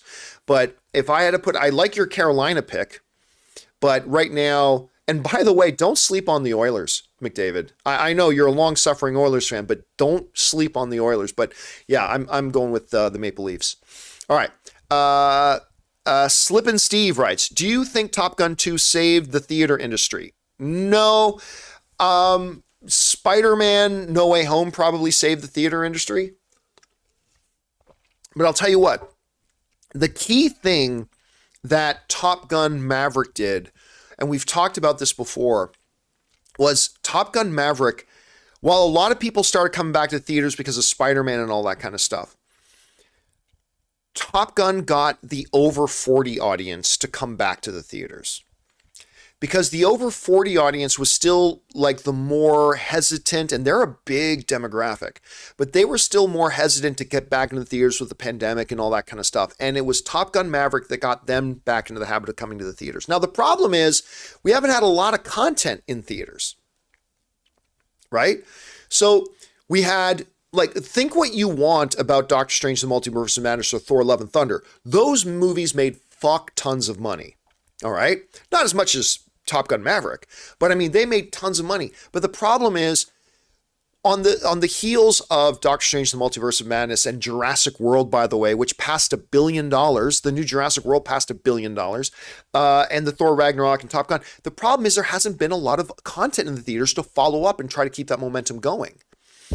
So, but no, at the end of the day, the one that saved it was still closer into the heart of the pandemic, was Spider-Man No Way Home coming out and flying past $2 billion.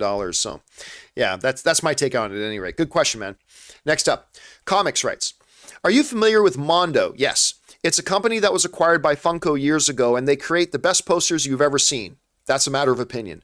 And I want to see you some really nice ones. How do I do it? Oh, you want to send me some? Listen, I'm going to be honest with you. I'm not a huge Mondo fan. Mondo posters to me are really fan art. And I appreciate some good fan art, but really at the end of the day, Mondo posters are fan art. And we have a couple of Mondo posters in our studio. We do. And there's a couple that I like. But I'd be lying to you if I said I was a huge Mondo fan. I'm not really. Now, as far as the second part of your question about how do you send us stuff, we do not allow people to send us stuff. So we have not set up a a PO box or anything like that, and we don't plan on it, so it's just a policy of ours that we don't allow stuff to be sent in. I appreciate so much the gesture, I really do. That's very kind of you, Cosmics, but we don't allow for people to send us stuff. But thank you for the offer, man. That's very, very generous of you, dude. I appreciate it very much. All right, next up. Where are we at here? We're at Yuri Mannanen writes, can I send you TTRPG book I published for 5e? Unfortunately, we just got through talking about that. No, we don't accept people sending us stuff. But thank you so much for this very, very kind gesture, man. I appreciate that. Freddie Nottage writes, have you seen the new Quantum Leap? And if so, did you enjoy it? Do you think Bakula will show up at some point? Listen, I watched some Quantum Leap when I was younger. It was never my favorite show. I'm not trash talking on it. Don't misinterpret me. But it was never like my favorite show or anything like that. I have zero interest in this new show. There's so much stuff that I need to watch that I'm behind on. Honestly, nothing about the new Quantum Leap looks remotely appealing to me. As far as the question, do I think Bakula will eventually probably pop up in it? Probably. That's my guess is he probably will. But I mean, who knows? It's not really a show that's on my radar though, Freddie. All right, next up. Ian S. writes, I just got out of Avatar re-release and the sneak peek during the credits is amazing. It absolutely is. And again, that was great. And like I said, seeing this on the big screen again has made me more excited about seeing Avatar 2 than the trailers for Avatar 2 did. But it's incredibly moving. It's such a great movie experience. Again, I'm not one of those guys who thought it should have won Best Picture. I don't. But it really is an incredible movie experience. You know what I mean? An incredible movie experience that I really had a good time at it there. All right. Thanks for that, Ian. Next up. Tell Them You're My Cousin writes, it was in 2015 during a rewind segment when Roll Bounce turned 10 and Sinead brought up on air of when you told the joke in the pre-pro meeting. You're talking about the... If Snoop Dogg can rename himself Snoop Lion, does Bow Wow change his name to Roar Roar? Okay, you know what? Now that you mention that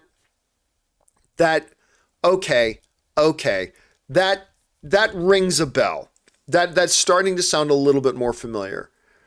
Yeah, that is starting to sound a little bit more familiar. Anyway, thank you for following up on that. Tell them you're my cousin. I appreciate that. All right, Tachi Victor writes, what did you think about Castmount missing weight? I think it was all on purpose. I think it was all on purpose.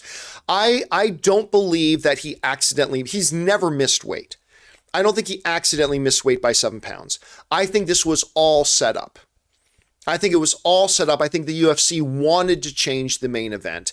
I think they knew having Nate Diaz fight him was suicide. Nate Diaz was not going to survive the first 2 rounds against him.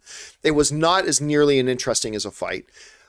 So I have no proof of this, so just be clear, this is all tinfoil hat conspiracy theory. I think it was all set up by the UFC. I really, really do. I think they wanted to change the card. And so he came in at that weight, because he's never missed weight. He's never missed weight. All right.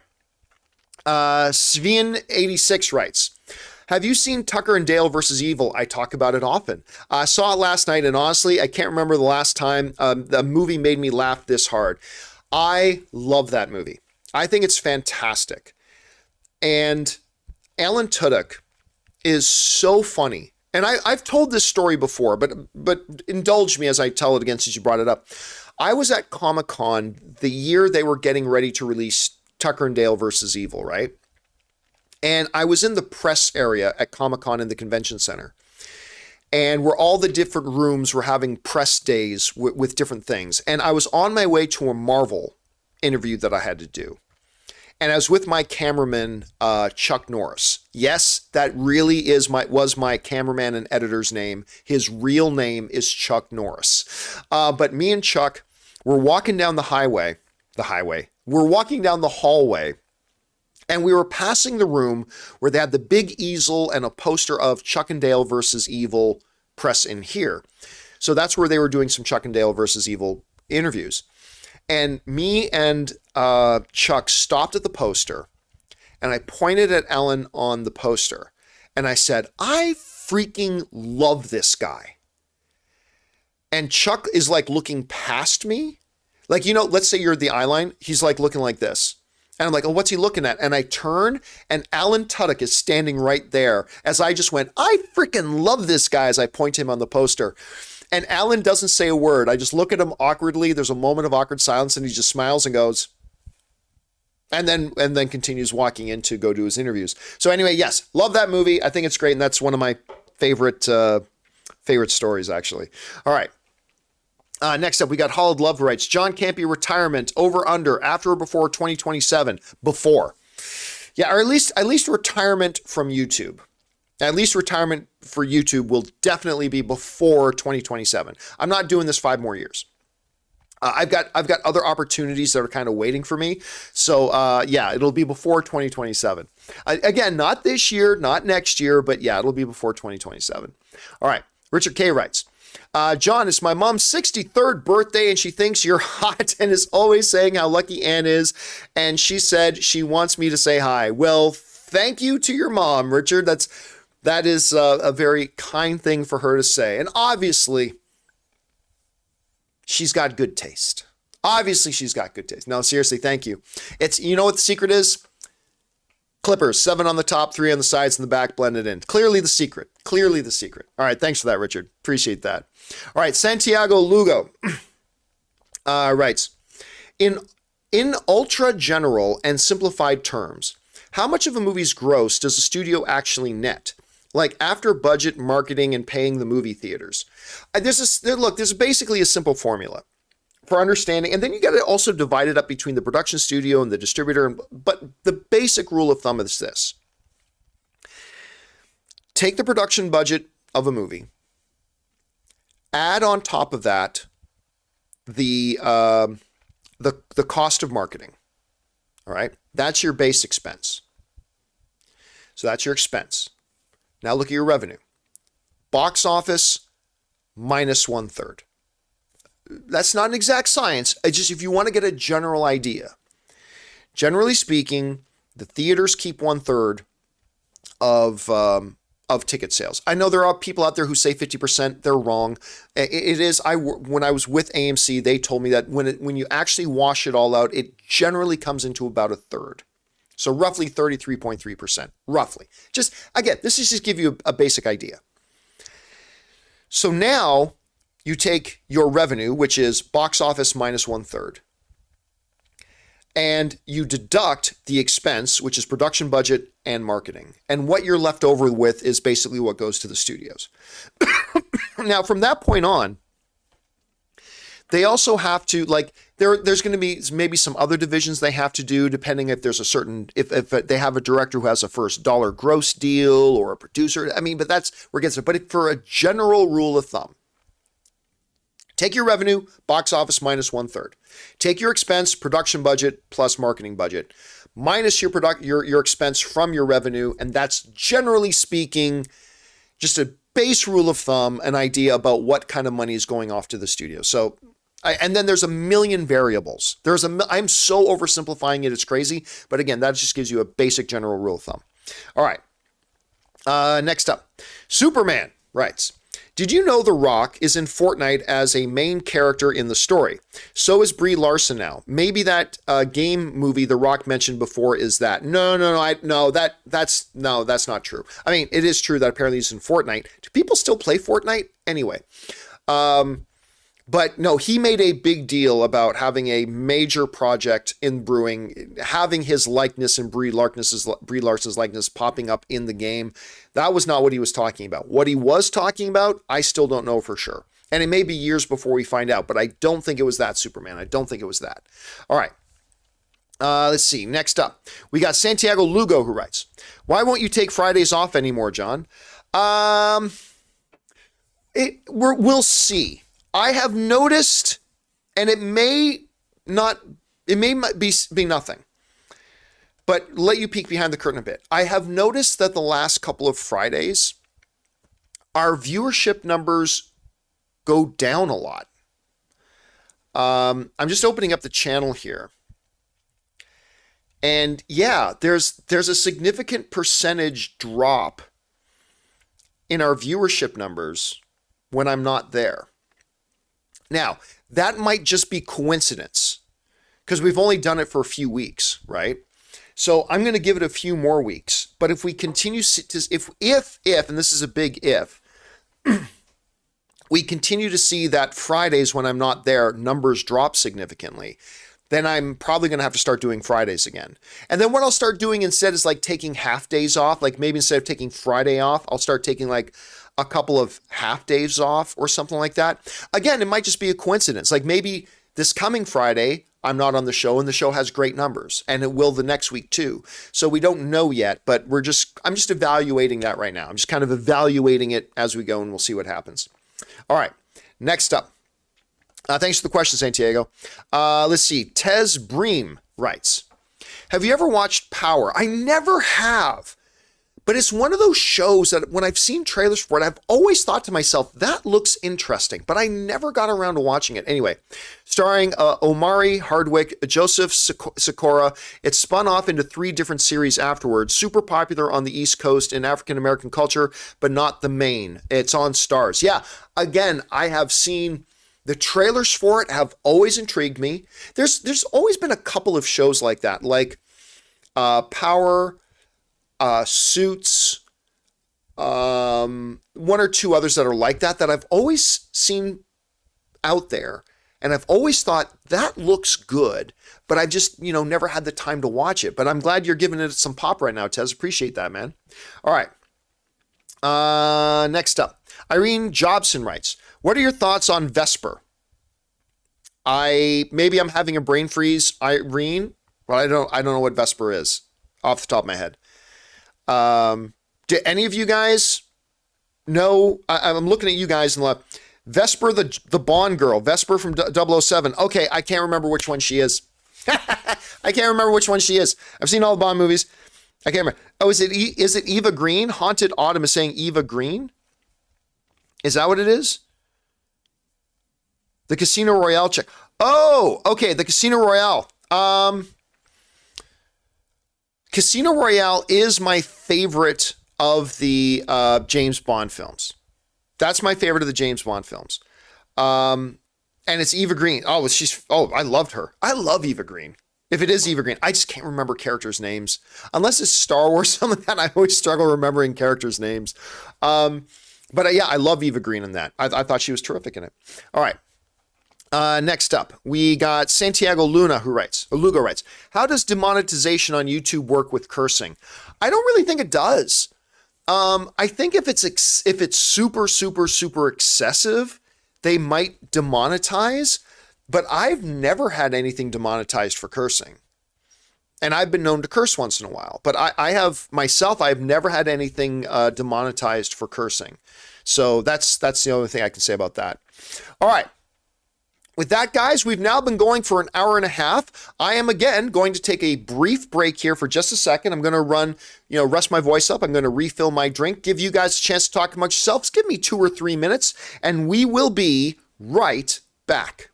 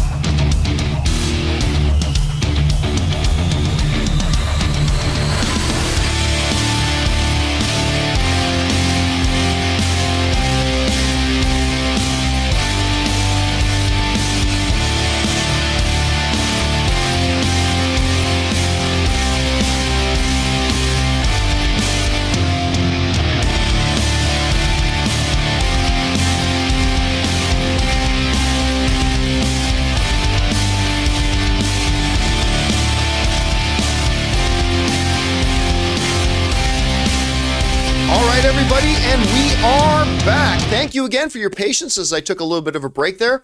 Let's keep right on rolling now and get back to it here.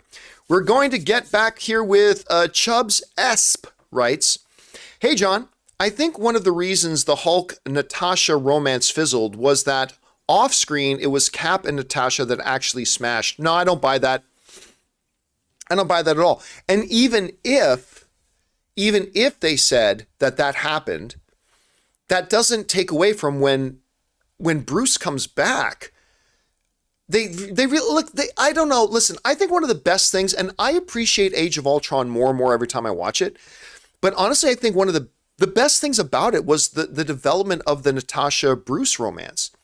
I mean, one of the best lines in the MCU is when Natasha, and I'm paraphrasing here, but when Natasha says to Bruce, I'm used to all these guys who are ready to run into the fight, but then I meet this guy who runs away from the fight because he knows he'll win. I love that line. I love that line so much, and it really, in as odd of a matching that Bruce and Natasha seems to be, I was really, I tell you what, guys, I was really invested in that. And the fact that they just kind of tossed that away, like when he shows back up in Infinity War, and she's, "Hey, Bruce. Hi, Natasha." And that's it. That's it. It's like, really? I don't know. I think that was one of their bigger missed opportunities. I really do. I really do. All right. Thanks for that, man. All right, next up. Cosmics writes, "Meant to say I want to send you some." No, I got it, but it was very kind of you to follow up just to make sure I understood, man. I appreciate that. Drew Salazar writes, "I'm a film student at UT Austin, and I got to meet Bob Iger, nice, at a keynote he did. Genuinely a nice guy, and it was great talking Pixar with him. I've had the opportunity to meet Bob Iger at a couple of premieres. The dude is larger than life. And like, you ever know somebody who they just own a room? Like when they're in the room, they just own it? Bob Iger is one of those guys, man. And yeah, he generally seems really positive. People loved him. The people that worked for him loved him. I mean, Disney misses Bob Iger, man, badly. I'm glad you had a chance to meet him, Drew, and congrats on being in film school. And I hope things go well for you there, man. All right, next up. Chris Miner writes, "How do you eat your steak and burger? Medium, baby." Is that a line from something, or are you legitimately asking me? If you're asking me, yeah, I like my burgers medium. I like my steak medium rare. Actually, it's funny. We were out with some friends eating last night, and I had a carne asada steak, and I had it. It was perfect. We were at this Mexican restaurant. A perfect medium rare cook. Like, it's not often that many places get a medium rare cook done right. And they had like a perfect cook on it. It was very, very enjoyable. All right, next up. Darth Ciano writes, "Hey John, with James Earl Jones retiring his voice for Darth Vader officially, do you think this closes out a possible Vader series? Yes, I know they can dub the voice digitally, but curious what you think. Listen, all due respect to James Earl Jones and the incredible, powerful voice that is Darth Vader that he gave us for my lifetime. But if you wanted to do a Darth Vader series, and personally, I don't think they should do a Darth Vader series, personally. But if they do, you don't go, oh, we were going to do this whole TV show where we were going to invest all these hundreds of millions of dollars in it. But now that one guy won't do the voice. Well, let's scrap the show. You don't do that. If you've got an idea for a show and you think it's going to work and you think it's going to be great, then you just go out and get somebody else who can do the voice. It's not going to be easy, but you find somebody else who can get close to the voice of Vader. Close. I mean, no one's James Earl Jones, but you get somebody who's close, and you don't pull the plug on a show just because somebody who's going to be doing a voice can't do it anymore. Right? Listen, we all knew this day was eventually James Earl Jones was going to retire, right? Eventually he was going to retire. So yeah, just move on. If you've got a story that you think works, and I don't think they should, but if they've got a story that they think works, by all means, you keep moving forward. You just get somebody else in to do the voice. And that's not disrespecting James Earl Jones. That's carrying on the legacy that James Earl Jones gave us. And we keep moving forward with it. So that's my take on it. By the way, Darth, I noticed that you tipped in $20. Thank you, dude. That's incredibly generous of you. I appreciate that very much, man. Thanks for supporting us on that level. All right. Santiago Lugo writes, is Krasinski out of the running for Fantastic Four? Listen, we don't know that he was ever in the running for Fantastic Four, or he might already be cast. So I am neither going to say that he's going to be Reed Richards, nor do I think it's rational to say he's not going to be. I think it's completely possible he could be, or it could be somebody else. Don't know, but I would not say he's out of the running. I would not say he's out of the running. At this point, I don't think he'll be Reed Richards, but I wouldn't say he's out of the running. All right. By the way, I already think they've cast it. This thing about they're going to start casting now, no. It's cast. Don't believe anybody who tells you it's not actually cast yet. I don't care what press releases they put out or anything like that. It's cast.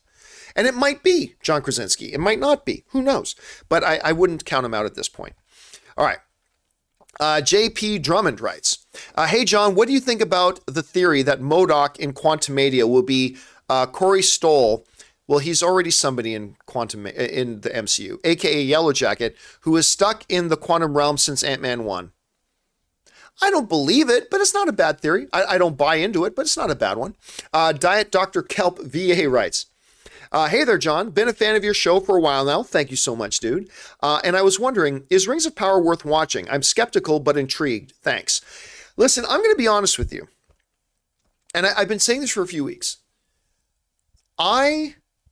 If Lord of the Rings, Rings of Power were not my number one most anticipated show for years, I probably would have ditched on it after episode 1.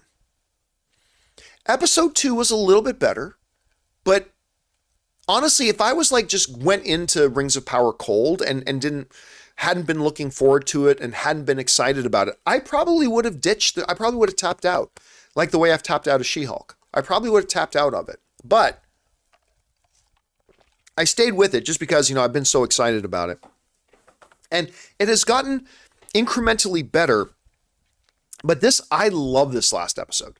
I think episode 4 was the episode that started to look like the kind of show I wanted it to be. I'm like, okay, that's pretty good. I like that one. I thought episode 4 was pretty good. It was this newest episode, which I think was episode 5. Is the newest one episode 5 or was the newest one episode 6? Everybody, help me out. I'm freezing on this now. Right into the super chat, into the live chat there. If it was 5 or 6, I think it was 5. Anyway, now let's go with it was 5 for now. Oh, Megatron is saying it's 5. Okay, and so is Name of Crispy and the Snake Killer. Okay, so yeah, it was 5. This episode 5 was the episode I've been waiting for. It's finally an episode that I think was as good as House of the Dragon. Because none of the other 4 have been. Every episode of House of the Dragon, House of the Dragon's worst episode had been better than any episode of Rings of Power up until this new one. I thought this new one, finally an episode that's as good as the House of the Dragon episodes. So I would say this. Is it worth watching? I can't give you an answer to that until I see it all the way through. If it continues to do this and it continues to get better and it continues to impress, then I'm going to say, yeah, this is a show you should watch. But I got to see more than just one great episode. I'm going to see now if it can make a pattern of great episodes, but we'll see. And again, it's all subjective. All right. Thanks for writing that in, man. Appreciate that. Next up, Michael Parton writes, will Salem's Lot end up like Batgirl? I don't think so. It's too bad, too, because at CinemaCon, the Salem's Lot preview that they showed us at CinemaCon looked pretty damn good. And we're not hearing good things about it recently. So it's a possibility, Michael, but I'm going to guess it won't. But you never know. All right, Son of John writes, I've watched you for over 7 years. Thanks so much for that, man. I appreciate that. And I just want you to know that I really thank you for the job, or rather fun, because you love what you do, then it's fun that you do. Brotherly love to you, Giovanni. Well, thank you so much for that, man. Listen, I always get a big kick when people write in and let me know that they have been watching for a long time. I mean, it's humbling and it's awesome. And thank you so much for the fact that you've dedicated a lot of your time clearly over the years to watch what we do. And it's my honor that you allow me to do that. So thank you so much for that, man. And thank you for writing that in just to say something encouraging and supportive. I appreciate that, man. And here's to, well, it won't be 7 more years, but here's to a bunch more years in front of us, man. All right. Next up. Thanks again, Son and John. Quentin Shibusawa writes, I wanted to go see Avatar in IMAX this week, but none of the IMAX theaters, including the Air and Space Museum, are showing it in IMAX. Interesting. I was so shocked to see that. I'm shocked to hear that. I don't know what else would be taking up the IMAX screens right now. But actually, you know what? Give me a second. Give me a second. If I go to AMC's because I looked up showtimes at AMC, and now that I think about it, they were definitely showing them in the Prime theaters, but I don't know that they were showing them in their IMAX. Let me see here quick. So I'm on AMC's page right now. So Woman King, Pearl, see how they run. I got to get out to see how they run. Barbarian finally saw. The Invitation, Don't Worry Darling. Is that in IMAX? No. Avatar re-release. Okay, Dolby Cinema. Oh, no, there it is. IMAX 3D Reimagined. So it is in the IMAX near me. Okay, I want to check that because now that you said that, I'm like, wait a minute. Did they have it listed in IMAX when I was looking at it? But apparently it is playing in IMAX near me. So yeah. Yeah, I'm really actually kind of surprised that it's not playing on an IMAX screen near you, man. That is a little bit of a conundrum. Thanks for sharing that, man. All right, next up.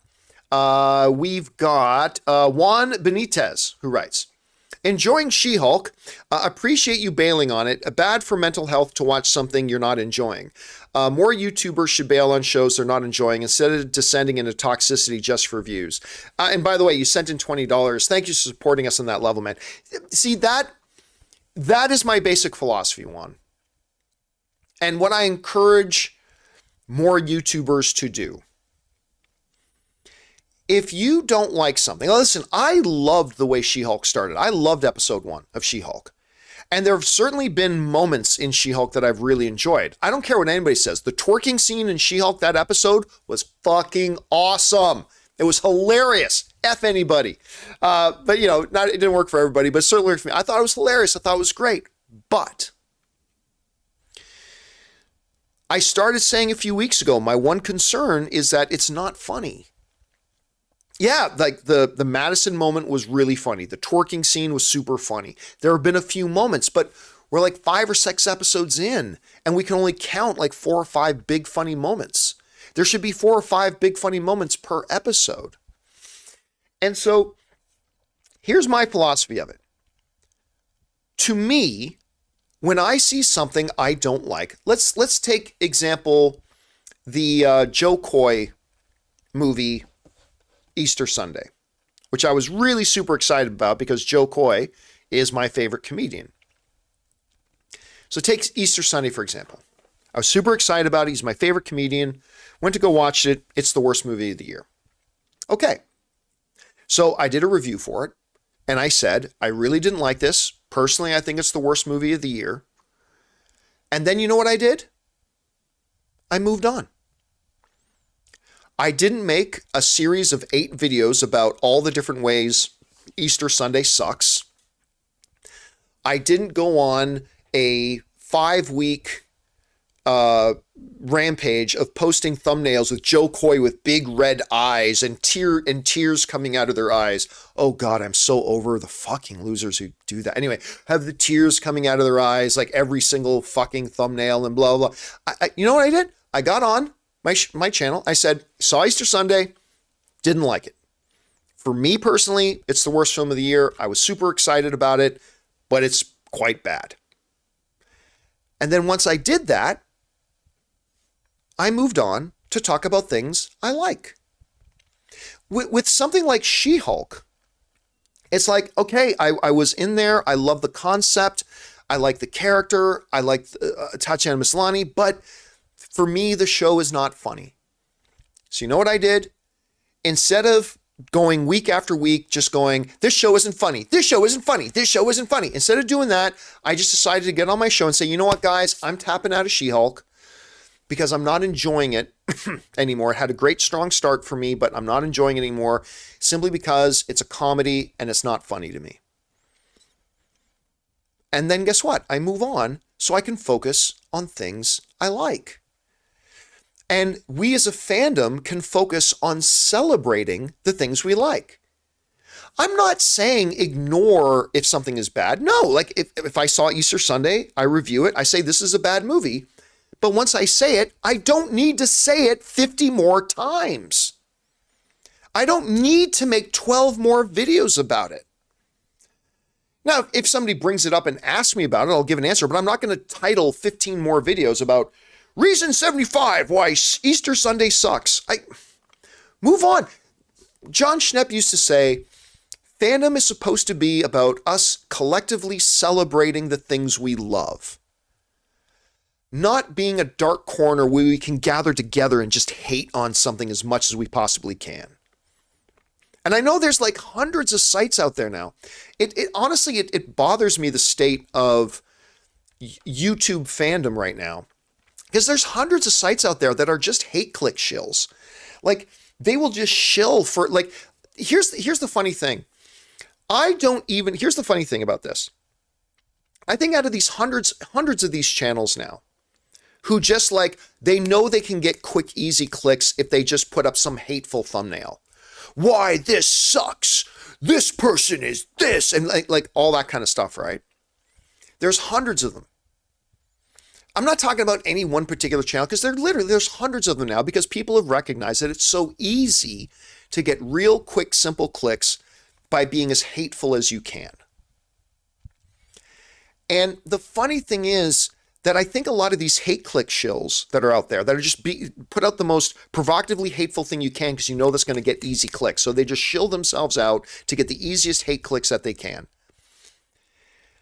And the saddest thing to me is I think a lot of these hate channels, I don't actually think they are racist or homophobic or chauvinistic. I honestly think that most of the people that run these channels are not racist themselves, are not homophobic themselves, and are not chauvinistic themselves. But they are such shills for the hate clicks that they are more than happy to be a home for racists. They may not be homophobic themselves, but they're such sellouts for the easy clicks that they're more than happy to be the home for homophobes. They may not be chauvinists themselves, but they're such whores for the easy hate clicks that they're more than willing to be the home, a very comfortable home for racists, and a very comfortable home for homophobes, and a very comfortable home for chauvinists. They're like, they may themselves, like away from their YouTube channels, may not actually be racist themselves in real life or homophobic themselves in real life, but they're such whores and shills for the hate clicks that they're more than willing to say, hey, racists and homophobes, our channel is a perfectly comfortable home for you.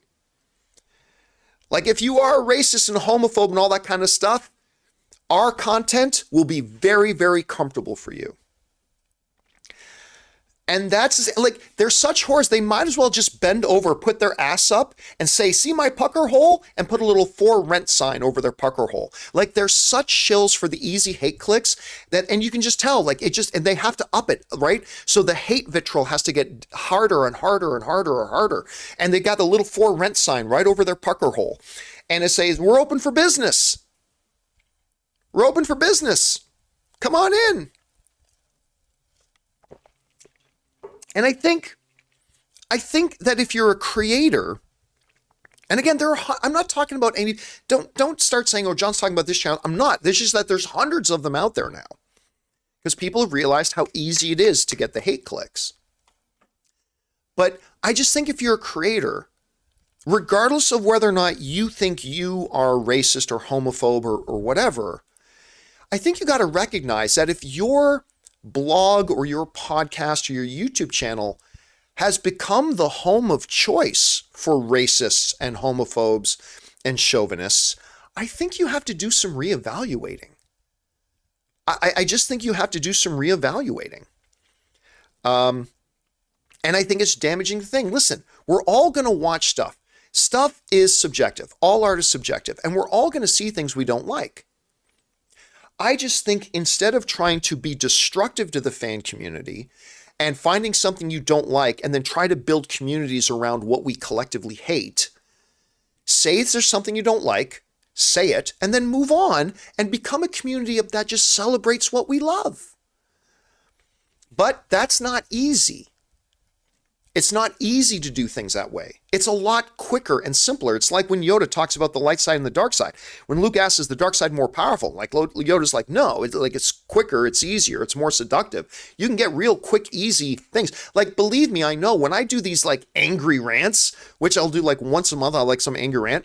Believe me, I recognize my numbers are up. So I recognize. So I've had people tell me, John, you should do like an angry rant video like every day. It's like, nah, because that's not what I want to be.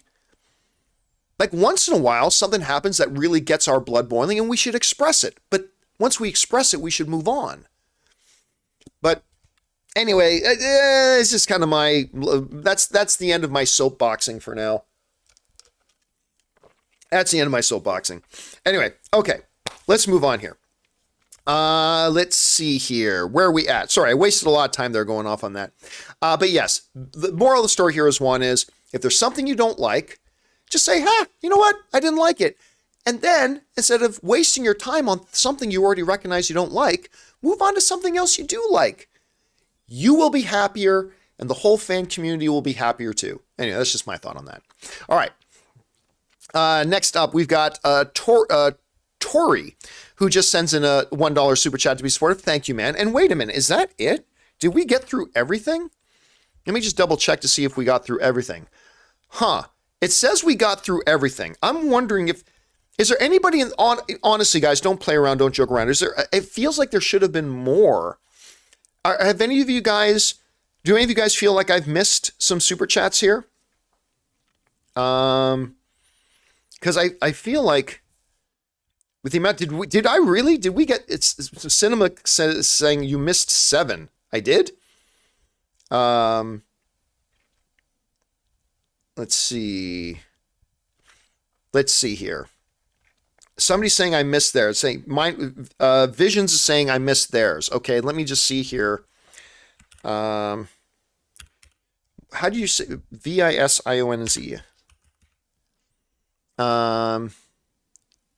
Well, no, Visions, I did answer yours. Visions wrote, hey, John, love the show. Did you see any difference between viewership when you were on the show versus when you're not? And do you think there will be any ramifications to the eventual name change? I believe I answered that. I thought I answered that. If I didn't, right now I am noticing a difference, but that's only after a few weeks. That might just be a coincidence. So I want to see after a few more weeks if there is still that difference. So yeah, there's that. But yeah, I guess we got to all of them. Okay, guys. Well, since I got to all of them, we're now going to spend the rest of our time. I got some more time here. We're going to take some questions from you guys just in the live chat. So if you guys in the live chat have any questions, let's start taking those. We spent all of our time on the thing. Ben Rayner is saying, did I see his? Oh, you know what? I don't think I did this one from Ben. Let me answer this one. So Ben Rayner, how did I miss this one? Ben Rayner wrote, when you left Collider 5 years ago, it's hard to believe it's been 5 years, is there where you thought you would be by now? Is this the potential that you saw coming with your own crew and studio?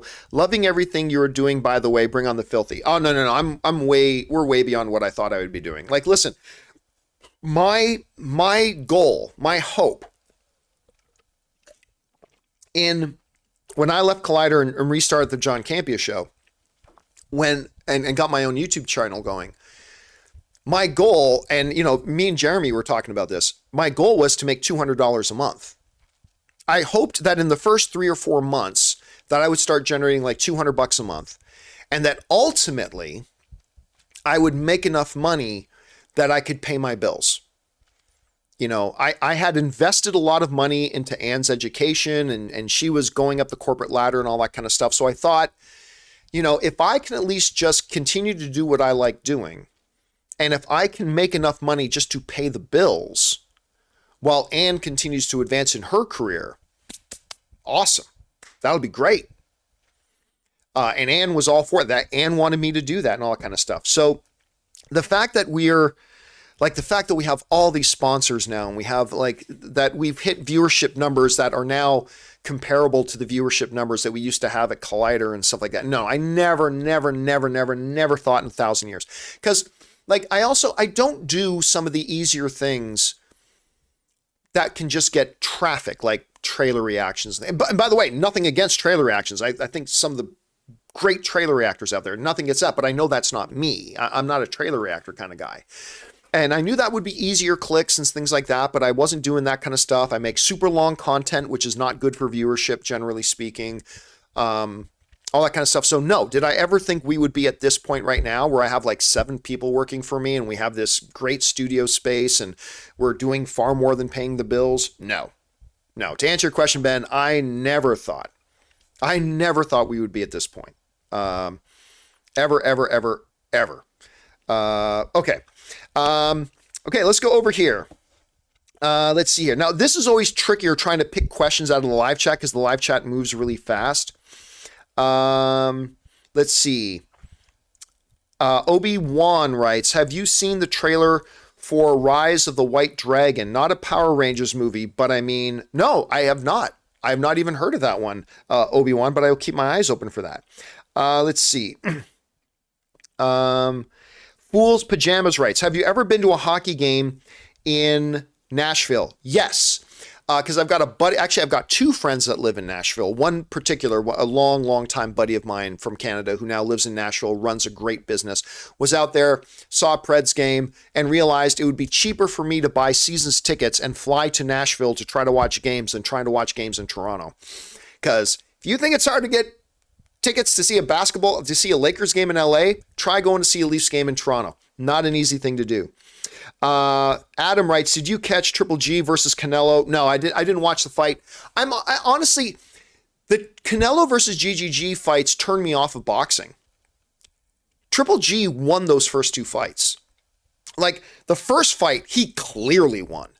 The second fight, I thought it was pretty clear he won, but not as obvious as it was the first fight.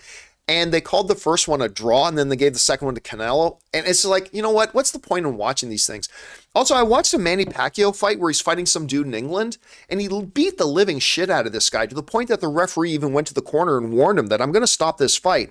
And the judges gave it to this other guy. I'm like, what's the point in even watching boxing? So those first 2 fights were actually a couple of the fights that turned me off of boxing as a sport. I'm way more, not that MMA judges always get it right, but I've never seen it as absurdly wrong as they get it in boxing, like almost on a consistent basis. Let's see. Walter White Walker says, did you know that the kid playing Aegon tomorrow is David Tennant's son? I did not know that. I mean, I haven't even seen the episode yet, so I haven't even seen this kid, but I did not know that the young actor is actually David Tennant's son. That's something to know. Justin Riley writes, John, are you excited for Pixar's upcoming projects like Elemental? Listen, I'm always excited about Pixar. Even when they have projects that I don't think look any good, like WALL-E, I didn't think looked any good.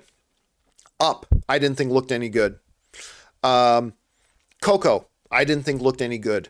And I passionately love all of those movies. So I don't even care about a trailer to a Pixar movie anymore because I've seen lots of Pixar stuff that didn't look interesting to me and I end up desperately loving them. So I'm always interested in what Pixar is doing, my friend. Always interested in what Pixar is doing. Somebody writes, have you ever been to Amsterdam? I have never been to Amsterdam, as a matter of fact. I'd love to visit Amsterdam. Let's see. Excelsior says, what are your top 10 favorite movies of all time? I don't do top 10, top 5, top 3 questions live, just so you know. Fatboy95 Mario writes, fighting with my family was a great movie. What about it helped the movie be more mainstream and break out of the wrestling bubble? Any examples of other wrestling stories that could have appeal?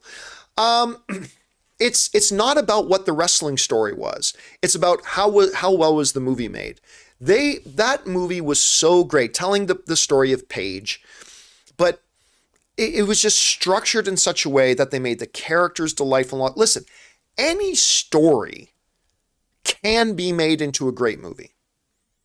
Again, if you can take Lego, if you can just take fucking Lego and make a great movie out of it. Lego are square plastic building blocks that you hurt your feet on when you walk across the carpet. How are you going to make a movie out of that? They did, and it made amazing. But if you can make a movie out of Lego, then you can make a great movie out of any concept. It's all about how well do you write it and structure it, and do you take the right approach to it, and blah, blah, blah. But everything, hence Felipe, the sentient dancing microphone. You guys can't see my microphone that I'm pointing at, but Felipe, the sentient dancing microphone. Why does that look like just one big phallic symbol? That's not a good look. But Felipe, the sentient dancing microphone. I mean, that could be a great movie. But yeah, just fighting with my family was charming. The script was just fantastic. It was quick, quippy, funny dialogue. It was charming the way they created the chemistry between the characters. It was just great. So yeah, you can do that with almost any concept. The question is, do you execute it right? And that's always the big question there. All right. I got time for a couple of more here.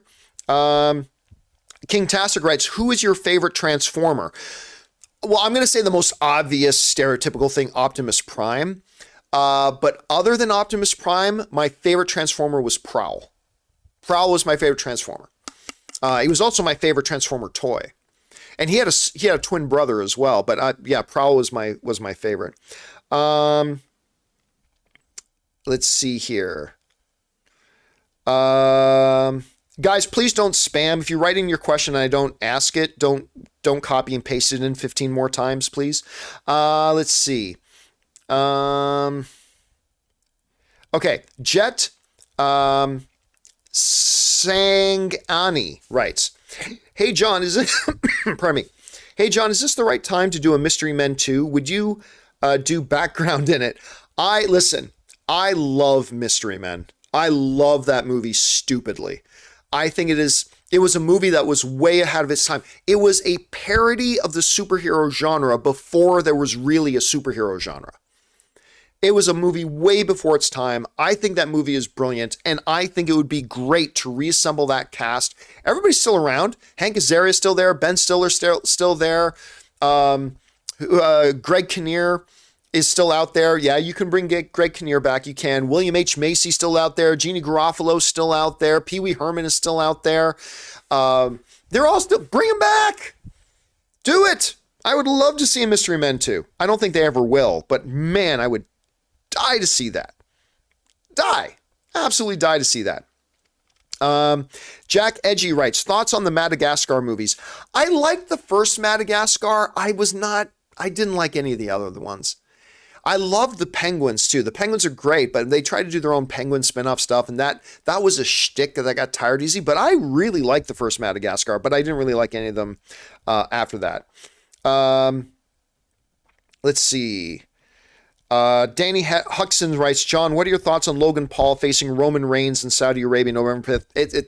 I don't really follow wrestling all that much anymore. I heard Logan Paul was not a bad wrestler. I've heard he's been in the ring already and has actually performed pretty well, but I haven't seen it myself, so I don't really have any thoughts on that. Let's see here.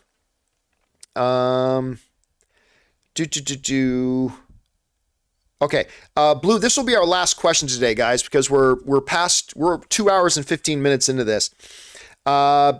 Blue Arrow writes, hey, John, how do you balance your YouTube career with your social life? Don't you feel burnt out? Well, yeah, sometimes I do feel burnt out. Anne, my wife, Anne, is like the ultimate John Campea technician. And like, you know, when somebody really knows their car, like they know their car inside out and backwards, they work on their own car, they do their own oil changes, they can tune up their own car. And when they're driving their car, they can feel like just something in the car. They know when something's wrong with the car, right? Anne is like that with me. Anne completely knows when something's not balanced right with me long before I do. And she knows what my limits are. She knows I've got pretty extreme limits, but she knows when I'm approaching my limits. And that's when she'll go, okay, we're going to San Diego this weekend. All right. Or okay, we're taking a trip to Vegas. All right. All right, we're going to take a couple of days off here. All right. Or when she said to me, all right, I want you to start taking 1 day a week off. And that's when I started taking Fridays off. So I've got a really good Very, very supportive wife. That's really helpful that I have a super, super supportive wife, a super supportive partner. And she's really good at taking care of me and understanding when I'm hitting my limits and whatnot. So yeah, it's always a struggle when you're working like 12 to 14 hour days. It can get stressful. But yeah, I've got a wonderful partner who knows how to take care of me. So that's my best answer for that. All right, I said that was the last one. Maybe I'll take one more. Young Midoriya, right? Is that a superhero My Hero Academia reference? I think it is. Anyway, Young Midoriya writes, "What is Anne's favorite movie?" That's the easiest question I've had all day. Anne's favorite movie, by far, like by miles, is Tom Hanks's Big. I mean, like nothing else comes close. I think Dune might be her second favorite movie now. Like the Denis Villeneuve Dune. I think that's now like her second favorite movie of all time. But Tom Hanks's Big. That's it. Nothing else will ever replace it. Nothing else comes close. That is her by far all-time favorite movie. We have a giant, actually, I got one of the last remaining actual theatrical posters. I tracked down and found one of the actual theatrical posters that was hanging at a theater when Big was in theaters, and I bought it for her as a birthday gift, and we've got it hanging in our house. And it's pretty big, but no pun intended. But yeah, man, it is like the way I love Star Wars is the way Anne loves Big. That's how much she loves that. All right, guys. That'll do it. It's been 2 hours and 17 minutes now, so we're going to wrap up this Saturday Ask Me Anything session here. Thank you guys for being here and joining me along for this. Let me know if you enjoyed these little things, these little Ask Me Anythings that we do. Maybe they're not worth anybody's time, or maybe it's fun just to get together with everybody and chat like this. Good to know. Jump down to the comment section below and leave your thoughts there. Also, guys, don't forget, if you have not done so already, make sure you click the subscribe button. Also, click the thumbs up button, leave a comment below. All that kind of stuff helps the algorithm. And don't forget to come back and join us for the John Campea Show on Monday. We've already got a bunch of things to talk about, including this whole... we're going to have a lot of interesting box office stuff to talk about. James Earl Jones retiring. What does that mean for the future of Vader? Like all that kind of stuff. Plus a lot more stories we're going to be putting together for Monday's show as well. Plus the return of Buy or Sell. We're going to try, I've had a lot of you guys asking me to bring Buy or Sell back. So we're going to try doing Buy or Sell again on Monday. So come on back on Monday and see if see how well that works out for us. So we looking forward to seeing you then. Thanks for being here, everybody. Big special thank you to all you guys who did send in those super chats. Number one, because you gave us great fun things to talk about. But number two, you supported this channel as you did. And all of us involved with the channel, thank you guys so much for that support. All right, guys, that'll do it for me. Thanks a lot for being here. My name is John Campea, and until next time, my friends, bye-bye.